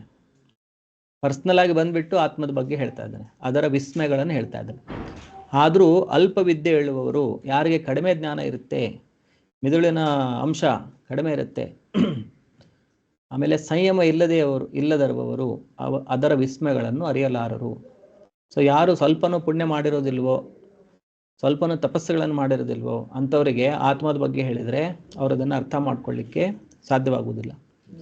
ಈ ಯುಗದ ಬಹುಮಂದಿಗೆ ವಸ್ತುಗಳ ಸ್ಥೂಲ ಐಹಿಕ ಪರಿಕಲ್ಪನೆಯಷ್ಟೇ ಇರುತ್ತದೆ. ಇದರಿಂದಾಗಿ ಸಣ್ಣ ಕಣವು ಇಷ್ಟು ಹಿರಿದು ಇಷ್ಟು ಕಿರಿದು ಆಗಲು ಹೇಗೆ ಸಾಧ್ಯ ಎಂದು ಅವರಿಗೆ ಅರ್ಥವಾಗುವುದಿಲ್ಲ. ಸೊ ಹೇಗೆ ಆತ್ಮ ಒಂದು ಬ್ಯಾಕ್ಟೀರಿಯಾದ ದೇಹದಲ್ಲಿ ಕೂಡ ಇರ್ಬೋದು, ಅಥವಾ ಒಂದು ಆನೆ ಅಥವಾ ಅದಕ್ಕೂ ದೊಡ್ಡದಾಗಿರುವಂಥ ಯಾವುದೇ ಪ್ರಾಣಿಯ ದೇಹದಲ್ಲಿ ಕೂಡ ಅದು ಇರ್ಬೋದು ಅಂತೇಳಿ ಅವರಿಗೆ ಅದನ್ನು ಕಲ್ಪನೆ ಮಾಡಲಿಕ್ಕೆ ಕಷ್ಟ ಆಗುತ್ತೆ. ಅವ್ರಿಗೆ ಕೇವಲ ನನ್ನ ಕಣ್ಣಿಗೆ ಏನು ಕಾಣುತ್ತೆ ಅದನ್ನಷ್ಟೇ ನಂಬ್ತೇನೆ. ಸೊ ನಾವು ಹಿಂದಿನ ಕ್ಲಾಸಲ್ಲಿ ಡಿಸ್ಕಸ್ ಮಾಡ್ದಂಗೆ ನಾವು ನಮ್ಮ ಕಣ್ಣಿನ ಮೇಲೆ ಎಷ್ಟು ನಮಗೆ ಅಭಿಮಾನ ಇರುತ್ತೆ, ಎಷ್ಟು ಜಂಬ ಇರುತ್ತೆ. ಸೊ ನನಗೆ ತೋರಿಸಿದ್ರಷ್ಟೇ ನಂಬ್ತೇನೆ. ಆದರೆ ನಮ್ಮ ಕಣ್ಣು ಎಷ್ಟು ಲಿಮಿಟೆಡ್ ಇದೆ ಅಂತಂತಂದರೆ, ಬೆಳಕಿಲ್ಲ ಅಂತಂದರೆ ಕಣ್ಣಿಗೆ ವ್ಯಾಲ್ಯೂನೇ ಇಲ್ಲ, ನಾವು ಕುರುಡ್ರ ಥರ ಆಗಿಬಿಡುತ್ತೆ. ಬೆಳಕಿದ್ರಷ್ಟೇ ನೋಡ್ಬೋದು. ಅಥವಾ ತುಂಬ ದೂರ ಇದ್ದಿದ್ದ ವಸ್ತುವನ್ನು ನೋಡಲಿಕ್ಕಾಗಲ್ಲ, ತುಂಬ ಹತ್ತಿರ ಇರುವಂಥ ನಮ್ಮ ಕಣ್ಣಿನ ರೆಪ್ಪೆಗಳನ್ನು ಕೂಡ ನೋಡಲಿಕ್ಕೆ ಆಗೋದಿಲ್ಲ. ಆಮೇಲೆ ಸೂರ್ಯನನ್ನು ನಾವು ನೋಡಿ ಅದೇನೋ ಒಂದು ಸ್ಮಾಲ್ ಡಿಸ್ಕ್ ಥರ, ಒಂದು ಪ್ಲೇಟ್ ಥರ ಕಾಣ್ತಾ ಇದೆ ಅಂತೇಳಿ ನಾವು ಭಾವಿಸ್ಕೋಬೋದು. ಆದರೆ ನಿಜವಾಗಿ ಆ ಸೂರ್ಯದ ಗಾತ್ರ ಎಷ್ಟು ವಿಶಾಲವಾಗಿದೆ ಅಂತಂತಂದರೆ ನಮ್ಮ ಭೂಮಿಗಿಂತಲೂ ಎಷ್ಟೋ ಪಟ್ಟು ಅದು ದೊಡ್ಡದಾಗಿದೆ. ಸೊ ಕಣ್ಣಿನ ಮೇಲೆ ತುಂಬ ಅಭಿಮಾನ ಪಡೋರು, ಜಂಪ್ ಪಡೋರು, ಅವರಿಗೆ ತಮ್ಮ ಏನು ಲಿಮಿಟೇಷನ್ಸ್ ಇದೆ ಅದ್ರ ಬಗ್ಗೆ ಜ್ಞಾನ ಇರೋದಿಲ್ಲ. ಸೊ ಅಂಥವರು ಕೆಲವೊಂದು ಸಲ ಈ ಶಾಸ್ತ್ರಗಳಲ್ಲಿ ಹೇಳಿರುವಂಥ ಆತ್ಮದ ಏನು ಸ್ವರೂಪ ಮತ್ತು ಆತ್ಮದ ಗುಣಗಳನ್ನು ಏನು ವರ್ಣನೆ ಮಾಡಿರ್ತಾರೆ, ಕೆಲವೊಂದು ಸಲ ಅದನ್ನು ಕೇಳಿ ಅವರು ನಂಬೋದಿಲ್ಲ. ಆದ್ದರಿಂದ ನಿಜವಾದ ಆತ್ಮನು ಸ್ವರೂಪದಿಂದ ಅಥವಾ ವರ್ಣನೆಯಿಂದ ಅದ್ಭುತ ಎಂದು ಜನ ಭಾವಿಸುತ್ತಾರೆ. ಸೊ ಅದನ್ನು ಸ್ವರೂಪದ ಬಗ್ಗೆ ನಾವು ತಿಳ್ಕೊಂಡ್ರು ಅಷ್ಟು ಚಿಕ್ಕ ಕಣದಲ್ಲಿದೆ, ಅಥವಾ ಅದರದ ವರ್ಣನೆ ಅದು ಹೇಗೆ ಸಾಯುವುದಿಲ್ಲ, ಅದಕ್ಕೆ ನಾಶವಿಲ್ಲ, ಅದನ್ನು ಕತ್ತರಿಸಲಿಕ್ಕೆ ಆಗೋದಿಲ್ಲ, ಸುಡಲಿಕ್ಕೆ ಆಗೋದಿಲ್ಲ, ಒದ್ದೆ ಮಾಡಲಿಕ್ಕೆ ಆಗೋದಿಲ್ಲ, ಒಣಗಿಸ್ಲಿಕ್ಕೆ ಆಗೋದಿಲ್ಲ. ಸೊ ಯಾವುದೇ ಈ ಭೌತಿಕ ಪ್ರಕೃತಿ ಜೊತೆ ಅದು ಇಂಟ್ರ್ಯಾಕ್ಷನ್ನೇ ಮಾಡಲ್ಲ. ಹೇಗೆ ಗೋಲ್ಡ್ ಇದೆ ಅಲ್ವಾ, ಕಬ್ಬಣ ಆದರೆ ಅದು ತುಕ್ಕಿಡಿದು ಹಾಳಾಗಿ ಹೋಗ್ಬಿಡುತ್ತೆ. ಆದರೆ ಗೋಲ್ಡ್ಗೆ ಯಾಕೆ ಇಷ್ಟು ವ್ಯಾಲ್ಯೂ ಇದೆ? ಯಾಕಂದರೆ ಅದು ಯಾವುದೇ ತನ್ನ ಸುತ್ತಮುತ್ತಲಿನ ವಾತಾವರಣ ಜೊತೆ ಅದು ಇಂಟ್ರ್ಯಾಕ್ಷನ್ ಮಾಡಲ್ಲ, ಯಾವುದೇ ರಿಯಾಕ್ಷನ್ ಆಗಲ್ಲ ಅದಕ್ಕೆ. ಕಬ್ಬಣ ಆದರೆ ಅದು ಮಾಯ್ಶ್ಚರ್ ಅಥವಾ ನೀರು ಬಿದ್ದರೆ ಅದು ತುಕ್ಕಿಡಿದು ಹೋಗ್ಬಿಡುತ್ತೆ. ಆದರೆ ಬಂಗಾರಕ್ಕೆ ಹಾಗಾಗೋದಿಲ್ಲ. ಅದು ಯಾವುದೇ ಒಂದು ಕೆಮಿಕಲ್ ಜೊತೆ ಆಗಲಿ ಅಥವಾ ನೀರಿನ ಜೊತೆ ಇಂಟ್ರ್ಯಾಕ್ಷನ್ ಮಾಡೋದು, ಅದು ಹೇಗಿದೆ ಹಾಗೇ ಇರುತ್ತೆ. ಸೊ ಆತ್ಮನೂ ಅದೇ ಥರ, ಯಾವುದೇ ಈ ಭೌತಿಕ ಪ್ರಕೃತಿ ಜೊತೆ ಅದು ಇಂಟ್ರ್ಯಾಕ್ಷನ್ನೇ ಆಗಲ್ಲ. ಅದರ ಪ್ರಭಾವ ಆ ಆತ್ಮದ ಮೇಲೆ ಆಗೋದಿಲ್ಲ, ಅದು ಹೇಗಿದೆ ಹಾಗೇ ಇರುತ್ತೆ. ಅಸ್ತಿತ್ವಕ್ಕಾಗಿ ನಡೆಸುವ ಹೋರಾಟದಲ್ಲಿ ಸ್ವ ಅರಿವು ಇಲ್ಲದಿದ್ದರೆ ಎಲ್ಲ ಕ್ರಿಯೆಗಳು ಕಟ್ಟಕಡೆಗೆ ವಿಫಲವಾಗುತ್ತವೆ ಎನ್ನುವುದು ನಿಜ. ಆದರೂ ಬಹುಮಂದಿ ಭೌತಿಕ ಶಕ್ತಿಯಿಂದಾಗಿ ಮಾಯೆಗೆ ಸಿಲುಕುತ್ತಾರೆ. ಇದರಿಂದ ಇಂದ್ರಿಯ ತೃಪ್ತಿಯ ವಿಷಯಗಳಲ್ಲಿ ಮಗ್ನರಾಗಿ ಸ್ವ ಅರಿವಿನ ಪ್ರಶ್ನೆಯನ್ನು ಅರ್ಥ ಮಾಡಿಕೊಳ್ಳಲು ಅವರಿಗೆ ಸಮಯವೇ ಇರುವುದಿಲ್ಲ. ಆತ್ಮನನ್ನು ಕುರಿತು ಯೋಚಿಸಬೇಕು, ಆ ಮೂಲಕ ಐಹಿಕ ದುಃಖಗಳನ್ನು ಪರಿಹರಿಸಿಕೊಳ್ಳಬೇಕು ಎಂಬುದರ ಪರಿವೆಯೇ ಪ್ರಾಯಶಃ ಅವರಿಗಿರುವುದಿಲ್ಲ. ಸೊ ಯಾರಿಗೆ ಸ್ವ ಅರಿವು ಅಂದರೆ ನಾಲೆಜ್ ಅಬೌಟ್ ದ ಸೆಲ್ಫ್, ನಾನು ಯಾರು ಅನ್ನುವ ಜ್ಞಾನ ಇಲ್ಲದೇ ಇದ್ದರೆ ಅವರು ಮಾಡುವಂಥ ಎಲ್ಲ ಕೆಲಸಗಳು ಕಟ್ಟ ಕಡೆಯಲ್ಲಿ ಅದು ವಿಫಲವಾಗುತ್ತವೆ. ಪರಾಭವಸ್ತಾವದ್ ಅಬೋಧ ಜಾತಃ ಅಂತೇಳಿ ಭಾಗವತದಲ್ಲಿ ಕೂಡ ಹೇಳಲಾಗಿದೆ. ಅಬೋಧ ಜಾತಃ, ಯಾರು ಈ ಅಜ್ಞಾನದಿಂದಲೇ ತಮ್ಮ ಜೀವನವನ್ನು ನಡೆಸ್ತಾರೆ, ಸೊ ಅವರು ಎಷ್ಟೇ ಭೌತಿಕವಾಗಿ ಸಫಲತೆಗಳನ್ನು ಕಂಡರೂ ಕೂಡ ಕಟ್ಟ ಕಡೆಯಲ್ಲಿ ಅವರ ಜೀವನ ವಿಫಲವಾಗುತ್ತೆ. ಯಾಕಂದರೆ ಅವರು ಮತ್ತೆ ಒಂದು ತಾಯಿಯ ಶರೀರಕ್ಕೆ, ಗರ್ಭಕ್ಕೆ ಸೇರಬೇಕು. ಈ ಮನುಷ್ಯ ಶರೀರ ಸಿಕ್ಕಿತ್ತು, ಅದರಿಂದ ಅವರು ಪಾರಾಗಿ ಭಗವಂತನ ಧಾಮಕ್ಕೆ ಹೋಗೋ ಬದಲಿಗೆ ಮತ್ತೆ ಇನ್ನೊಂದು ಜನ್ಮ ತೆಗೆದುಕೊಳ್ಳುವಂಥ ಪರಿಸ್ಥಿತಿ ಅವರಿಗೆ ಬಂತು. ಸೊ ಅದರಿಂದಾಗಿ ಅವರು ಏನು ಇದು ಅಸ್ತಿತ್ವಕ್ಕಾಗಿ ಹೋರಾಟ ನಡೆಸ್ತಿರ್ತಾರೆ, ಸ್ಟ್ರಗಲ್ ಫಾರ್ ಎಕ್ಸಿಸ್ಟೆನ್ಸ್, ಎಷ್ಟೇ ಪ್ರಯತ್ನಗಳನ್ನು ಮಾಡಿ, ಎಷ್ಟೇ ಅವರು ಸಕ್ಸಸ್ಫುಲ್ ಆಗಿ ಎಷ್ಟೇ ಸಫಲತೆಯನ್ನು ಹೊಂದಿದ್ರು ಕೂಡ ಆತ್ಮಜ್ಞಾನ ಇಲ್ದಿದ್ರೆ ಅವರೆಲ್ಲ ಏನು ಪ್ರಯಾಸಗಳಿದೆ ಅದೆಲ್ಲ ವಿಫಲವಾಗುತ್ತವೆ. ಆದರೆ ಮಾಯೆಯ ಪ್ರಭಾವದಿಂದಾಗಿ ಕೇವಲ ಇಂದ್ರಿಯ ತೃಪ್ತಿಯಲ್ಲಷ್ಟೇ ತೊಡಗಿರುವವರು ಇದರ ಬಗ್ಗೆ ಪ್ರಶ್ನಿಸಬೇಕು ಅಂಥೇಳಿ ಅವರಿಗೆ ಯೋಚನೆಯೇ ಬರುವುದಿಲ್ಲ. ಯಾರು ತುಂಬ ಮಾಯೆಯ ಪ್ರಭಾವದಲ್ಲಿರ್ತಾರೆ ಅವರಿಗೆ ಈ ಎಲ್ಲ ವಿಷಯಗಳನ್ನು ಅರ್ಥ ಮಾಡ್ಕೋಬೇಕು. ಆಮೇಲೆ ನಿಜವಾದ ಜೀವನದ ಏನು ಕಷ್ಟಗಳಿದೆ ಅದು ಜನ್ಮ ಮೃತ್ಯು ಜರಾ ವ್ಯಾಧಿ, ಕೃಷ್ಣ ಹೇಳಿರುವ ಹಾಗೆ ಮತ್ತೆ ಮತ್ತೆ ಜನ್ಮ ತೆಗೆದುಕೊಳ್ಳೋದು, ಮತ್ತೆ ಮತ್ತೆ ಸಾವನ್ನು ತೆಗೆದುಕೊಳ್ಳೋದು, ಅದ್ರ ಮಧ್ಯೆ ಜರ ಮತ್ತು ವ್ಯಾಧಿ, ರೋಗಗಳು ಮತ್ತು ವೃದ್ಧಾಪ್ಯ. ಸೊ ಇದು ಏನಿದೆ ಆತ್ಮಕ್ಕೆ ನಿಜವಾಗಿ ಇರುವಂಥ ಪ್ರಾಬ್ಲಮ್ಸ್. ಸೊ ಇದನ್ನು ಯಾರು ಅರಿತುಕೊಳ್ಳೋದಿಲ್ವೋ ಅವರ ಜೀವನ ಒಂದು ವ್ಯರ್ಥವಾಗಿರುತ್ತೆ. ಆತ್ಮನ ವಿಷಯವಾಗಿ ಆಲಿಸುವ ಪ್ರವೃತ್ತಿ ಇರುವ ಕೆಲವರು ತಮ್ಮ ಒಳ್ಳೆಯ ಗೆಳೆಯರೊಂದಿಗೆ ಉಪನ್ಯಾಸಗಳಿಗೆ ಹೋಗುತ್ತಿರಬಹುದು. ಆದರೆ ಕೆಲವೊಮ್ಮೆ ಅವರು ಪ್ರಮಾಣದ ವ್ಯತ್ಯಾಸವಿಲ್ಲದೆ ಪರಮಾತ್ಮ ಮತ್ತು ಜೀವಾತ್ಮಗಳು ಒಂದೇ ಎಂಬ ದೃಷ್ಟಿಯನ್ನು ಅಜ್ಞಾನದಿಂದ ಸ್ವೀಕರಿಸಿ ಮಾರ್ಗ ತಪ್ಪುತ್ತಾರೆ. ಸೊ ಇನ್ನು ಕೆಲವರು ಕೂಡ ಆತ್ಮದ ಬಗ್ಗೆ ಕೇಳಲಿಕ್ಕೆ ಅವರಿಗೆ ಇಂಟ್ರೆಸ್ಟ್ ಇದ್ದರೂ ಕೂಡ ಅವರು ತಮ್ಮ ಫ್ರೆಂಡ್ಸ್ ಜೊತೆ ಆಗಲಿ ಎಲ್ಲೋ ಒಂದು ಕಡೆ ಉಪನ್ಯಾಸ ಕೇಳಲಿಕ್ಕೆ ಹೋಗ್ತಿರ್ತಾರೆ. ಆದರೆ ಕೆಲವೊಬ್ಬರು ಅವರಿಗೆ ಅಲ್ಲೂ ಮೋಸ ಮಾಡ್ತಾರೆ, ಆಧ್ಯಾತ್ಮದ ಹೆಸರದಲ್ಲೂ ಮೋಸ ಮಾಡ್ತಾರೆ. ಏನಂತ ಹೇಳ್ತಾರೆ, ಓ ನೀನೇ ಪರಮಾತ್ಮ, ಈಗ ನಿನ್ನ ಮಾಯಲ್ಲಿದೆಯಾ, ಮಾಯದಿಂದ ಹೊರಗೆ ಬಂದರೆ ನೀನೇ ಭಗವಂತನಾಗ್ಬಿಡ್ತೀಯಾ, ನೀನೇ ಪರಮಾತ್ಮನಾಗ್ಬಿಡ್ತೀಯಾ ಅಂಥೇಳಿ ಈ ಥರನೂ ಕೂಡ ಕೆಲವೊಬ್ಬರು ಅಜ್ಞಾನದಿಂದ ದಾರಿ ತಪ್ಪುವ ಚಾನ್ಸಸ್ ಇರುತ್ತೆ. ಸೊ ಅದಕ್ಕಾಗಿ ನಾವು ಜೀವಾತ್ಮ ಮತ್ತು ಪರಮಾತ್ಮವನ್ನು ಸರಿಯಾಗಿ ಅರ್ಥ ಮಾಡ್ಕೋಬೇಕು. ಜೀವಾತ್ಮ ಅನ್ನೋದು ಆ ಒಂದು ಶರೀರದಲ್ಲಷ್ಟೇ ಅದರ ಚೇತನೆ ವ್ಯಾಪಕವಾಗಿರುತ್ತೆ. ಪರಮಾತ್ಮನ ಚೇತನೆ ಇಡೀ ಬ್ರಹ್ಮಾಂಡದಲ್ಲಿ ಪ್ರತಿಯೊಂದು ಕಣಕಣದಲ್ಲಿ ಪ್ರತಿಯೊಂದು ಜೀವ ಶರೀರದಲ್ಲಿ ಕೂಡ ಪರಮಾತ್ಮನ ಚೇತನೆ ವ್ಯಾಪಕವಾಗಿರುತ್ತೆ. ಸೊ ಈ ಡಿಫ್ರೆನ್ಸನ್ನು ನಾವು ಅರ್ಥಕೋಬೇಕು. ಇಲ್ಲವಾದರೆ ನಾವು ಕೂಡ ಈ ಜೀವಾತ್ಮ ಮತ್ತು ಪರಮಾತ್ಮ ಒಂದೇ ಅಂಥೇಳಿ ತಪ್ಪು ಕಲ್ಪನೆಯನ್ನು ಮಾಡುವಂಥ ಚಾನ್ಸಸ್ ಇರುತ್ತೆ. ಪರಮಾತ್ಮ ಜೀವಾತ್ಮ ಇವುಗಳಲ್ಲಿ ಒಂದೊಂದರ ಸ್ಥಾನ, ಒಂದೊಂದರ ಕರ್ತವ್ಯಗಳು, ಪರಸ್ಪರ ಸಂಬಂಧ ಮತ್ತಿತರ ಎಲ್ಲ ಮುಖ್ಯ ಮತ್ತು ಗೌಣ ವಿವರಗಳನ್ನು ಸಂಪೂರ್ಣವಾಗಿ ತಿಳಿದಿರುವ ಮನುಷ್ಯನನ್ನು ಕಾಣುವುದು ಬಹು ಕಷ್ಟ. ಸೊ ಯಾರು ಇದೆಲ್ಲವನ್ನು ಸರಿಯಾಗಿ ತಿಳ್ಕೊಂಡಿದ್ದಾರೆ ಅಂತಹ ಮನುಷ್ಯನನ್ನು ನಾವು ಕಾಣೋದು ಅಷ್ಟು ಈಸಿ ಅಲ್ಲ. ಸೊ ಹೇಗೆ ಈಗ ಪ್ರಭುಪಾದರ ಮುಖಾಂತರ ನಾವು ಇದೆಲ್ಲ ಜ್ಞಾನವನ್ನು ಪಡ್ಕೊಳ್ತಾ ಇದ್ದೇವೆ, ಆ ತರಹ ಇದನ್ನು ಸಾಕ್ಷಾತ್ಕಾರ ಮಾಡಿರುವಂಥ ವ್ಯಕ್ತಿಗಳನ್ನು ಹುಡುಕುವುದು ತುಂಬ ಕಷ್ಟ. ಯಾರು ಗುರು ಪರಂಪರೆಯಲ್ಲಿ ಬಂದಿರ್ತಾರೆ ಅವರಿಗೆ ಮಾತ್ರ ಈ ಜ್ಞಾನವು ಗೊತ್ತಿರುತ್ತೆ. ಯಾರು ಒಂದು ಪರಂಪರೆಯಲ್ಲಿ ಜ್ಞಾನವನ್ನು ಪಡೆದುಕೊಳ್ಳೋದಿಲ್ವೋ ಪರಂಪರಾ ವಿಹೀನಾಯ ಮಂತ್ರಾಸ್ತೆ ವಿಫಲಾಮತಿ. ಅವರೆಲ್ಲ ಏನು ಮಂತ್ರತಂತ್ರ ಏನು ಜಪ ಅಥವಾ ಯಜ್ಞಗಳು ಏನೇ ಮಾಡಿದ್ರು ಪರಂಪರೆಯಲ್ಲಿ ಬರದೇ ಇದ್ದರೆ ಅದೆಲ್ಲ ವಿಫಲವಾಗುತ್ತೆ ಅಂತೇಳಿ ಶಾಸ್ತ್ರಗಳಲ್ಲಿ ಹೇಳಲಾಗಿದೆ. ಸೊ ಅದಕ್ಕೆ ನಾವು ಗುರುಗಳನ್ನು ಸ್ವೀಕರಿಸಬೇಕಾದ್ರೆ ನಾವು ತುಂಬ ಪರೀಕ್ಷೆ ಮಾಡಿ ಆ ವ್ಯಕ್ತಿ ನಿಜವಾಗಿಯೂ ಆತ್ಮ ಸಾಕ್ಷಾತ್ಕಾರವನ್ನು ಹೊಂದಿದಾನೋ ಇಲ್ಲವೋ, ಅವನು ಪರಂಪರೆಯಲ್ಲಿ ಬಂದಿದ್ದಾನೋ ಇಲ್ಲವೋ, ಅವನು ಭಗವಂತನ ಪ್ರತಿನಿಧಿತ್ವವನ್ನು ಮಾಡ್ತಾ ಇದ್ದಾನೋ ಇಲ್ಲೋ ಸರಿಯಾಗಿ, ಅದನ್ನು ನಾವು ಚೆನ್ನಾಗಿ ಅರಿತುಕೊಂಡಷ್ಟೇ ನಾವು ಒಬ್ಬ ವ್ಯಕ್ತಿಯನ್ನು ಗುರು ಅಂತೇಳಿ ಸ್ವೀಕರಿಸಬೇಕು. ಸೊ ಹೇಗೆ ನಾವು ಗೋಲ್ಡ್ ಪರ್ಚೇಸ್ ಮಾಡ್ಲಿಕ್ಕೆ ಹೋದರೆ, ಯಾಕಂದರೆ ಎಷ್ಟೋ ಕಷ್ಟಪಟ್ಟು ದುಡ್ಡು ಸಂಪಾದಿಸ್ತೇವೆ, ಅದಾದಮೇಲೆ ಅದನ್ನು ಈಗ ನಾನು ಬಂಗಾರ ಖರೀದಿಸಿ ಹೋಗ್ಬೇಕಂತಂದರೆ ನಾವು ನೋಡ್ತೇವೆ, ಸುಮ್ಮನೆ ಯಾವುದೋ ಒಂದು ಅಂಗಡಿಗೆ ಹೋಗಿ ಬಂಗಾರ ಕೊಡಿ ಅಂತೇಳಿ ಹೇಳಿದರೆ ಬಂದಿರೋರು ಇವನಿಗೇನು ಗೊತ್ತಿಲ್ಲ, ನನ್ನ ಅಂಗಡಿಯಲ್ಲಿ ಬಂದು ಗೋಲ್ಡ್ ಕೇಳ್ತಾ ಇದ್ದಾನೆ ಅಂತೇಳಿ ಮೋಸ ಮಾಡಿ ಕಳಿಸ್ಬಿಡ್ತಾರೆ. ಸೊ ನಾವು ಗೋಲ್ಡ್ ಪರ್ಚೇಸ್ ಮಾಡಬೇಕಾದ್ರೆ ನಮಗೆ ಗೋಲ್ಡ್ ಬಗ್ಗೆ ಸ್ವಲ್ಪ ನಾಲೆಜ್ ಕೂಡ ಇರಬೇಕು. ಯಾವುದೋ ಒಂದು ರೆಪ್ಯೂಟೆಡ್ ಶಾಪಲ್ಲಿ ಹೋಗಿ ನಾವು ಗೋಲ್ಡನ್ನು ಪರ್ಚೇಸ್ ಮಾಡ್ತೇವೆ. ಸೊ ಅದೇ ಥರ ಈ ಆಧ್ಯಾತ್ಮಿಕ ಜ್ಞಾನವನ್ನು ನಾವು ರೋಡಲ್ಲಿ ಸಿಗೋರು ಯಾರು ಬೇಕಾದರೂ ಇರ್ತಾರೆ, ಈಗೆಲ್ಲ ಯೂಟ್ಯೂಬಲ್ಲಿ ಎಷ್ಟೋ ಜನ ಹೇಳ್ತಾ ಕೂತಿರ್ತಾರೆ. ಸೊ ಯಾರು ಬೇಕಾದ್ರ ಹತ್ರ ನಾವು ಆಧ್ಯಾತ್ಮಿಕ ಜ್ಞಾನವನ್ನು ಕೇಳಬಾರ್ದು. ಯಾರು ಅಧಿಕೃತವಾಗಿದ್ದಾರೆ, ಯಾರು ಭಗವಂತನನ್ನು ನಿಜವಾಗಿ ಪ್ರತಿನಿಧಿತ್ವವನ್ನು ಮಾಡ್ತಾ ಇದ್ದಾರೆ, ಕೇವಲ ಅವರಿಂದ ಮಾತ್ರ ನಾವು ಈ ಜ್ಞಾನವನ್ನು ಪಡೆದುಕೋಬೇಕು. ಆತ್ಮದ ತಿಳಿವಿನಿಂದ ಸಂಪೂರ್ಣ ಫಲವನ್ನು ಪಡೆದುಕೊಂಡು ವಿವಿಧ ದೃಷ್ಟಿಕೋನಗಳಿಂದ ಆತ್ಮನ ಸ್ಥಾನವನ್ನು ವರ್ಣಿಸಬಲ್ಲ ಮನುಷ್ಯನನ್ನು ಕಾಣುವುದು ಮತ್ತೂ ಕಷ್ಟ. ಆದರೆ ಹೇಗಾದರೂ ಆತ್ಮದ ವಿಷಯವನ್ನು ಅರ್ಥ ಮಾಡಿಕೊಳ್ಳಲು ಸಾಧ್ಯವಾದರೆ ಮನುಷ್ಯನ ಬದುಕು ಸಾರ್ಥಕ. ಸೊ ಹೇಗಾದರೂ ಮಾಡಿ ನಮಗೆ ಅಂತಹ ಒಬ್ಬ ಸದ್ಗುರು, ಯಾರು ಮೋಸ ಮಾಡುವುದಿಲ್ವೋ ಅಂತಹ ಗುರು ನಮಗೆ ಸಿಕ್ಕರೆ ಸೊ ಅದು ನಮ್ಮ ಅದೃಷ್ಟವಾಗಿರುತ್ತೆ. ಮತ್ತು ಅವರು ಹೇಳಿರುವಂಥ ಮಾರ್ಗದಲ್ಲಿ ನಾವು ನಡೆದರೆ ನಮ್ಮ ಜೀವನ ಕೂಡ ಸಾರ್ಥಕವಾಗುತ್ತೆ. ಆತ್ಮದ ವಿಷಯವನ್ನು ಅರ್ಥ ಮಾಡಿಕೊಳ್ಳಲು ಅತ್ಯಂತ ಸುಲಭವಾದ ಮಾರ್ಗವೆಂದರೆ ಇತರ ಸಿದ್ಧಾಂತಗಳಿಂದ ದಾರಿ ತಪ್ಪದೆ ಪರಮಾಧಿಕಾರಿಯಾದ ಶ್ರೀಕೃಷ್ಣನು ಭಗವದ್ಗೀತೆಯಲ್ಲಿ ಹೇಳಿದ ಮಾತುಗಳನ್ನು ಸ್ವೀಕರಿಸಬೇಕು. ಶ್ರೀಕೃಷ್ಣನನ್ನು ದೇವೋತ್ತಮ ಪರಮ ಪುರುಷನೆಂದಾಗಿ ಸ್ವೀಕರಿಸುವುದಕ್ಕೂ ಈ ಜನ್ಮದಲ್ಲಾಗಲಿ ಹಿಂದಿನ ಜನ್ಮದಲ್ಲಾಗಲಿ ವಿಶೇಷವಾಗಿ ತಪಸ್ಸು ಮತ್ತು ಯಜ್ಞಗಳನ್ನು ಮಾಡಿರಬೇಕು. ಆದರೆ ಪರಿಶುದ್ಧ ಭಕ್ತನ ಅವಾಜ್ಯ ಕೃಪೆಯಿಂದ ಮಾತ್ರ ಕೃಷ್ಣನನ್ನು ಅರಿಯಬಹುದು. ಇದಕ್ಕೆ ಬೇರೆ ದಾರಿಯೇ ಇಲ್ಲ.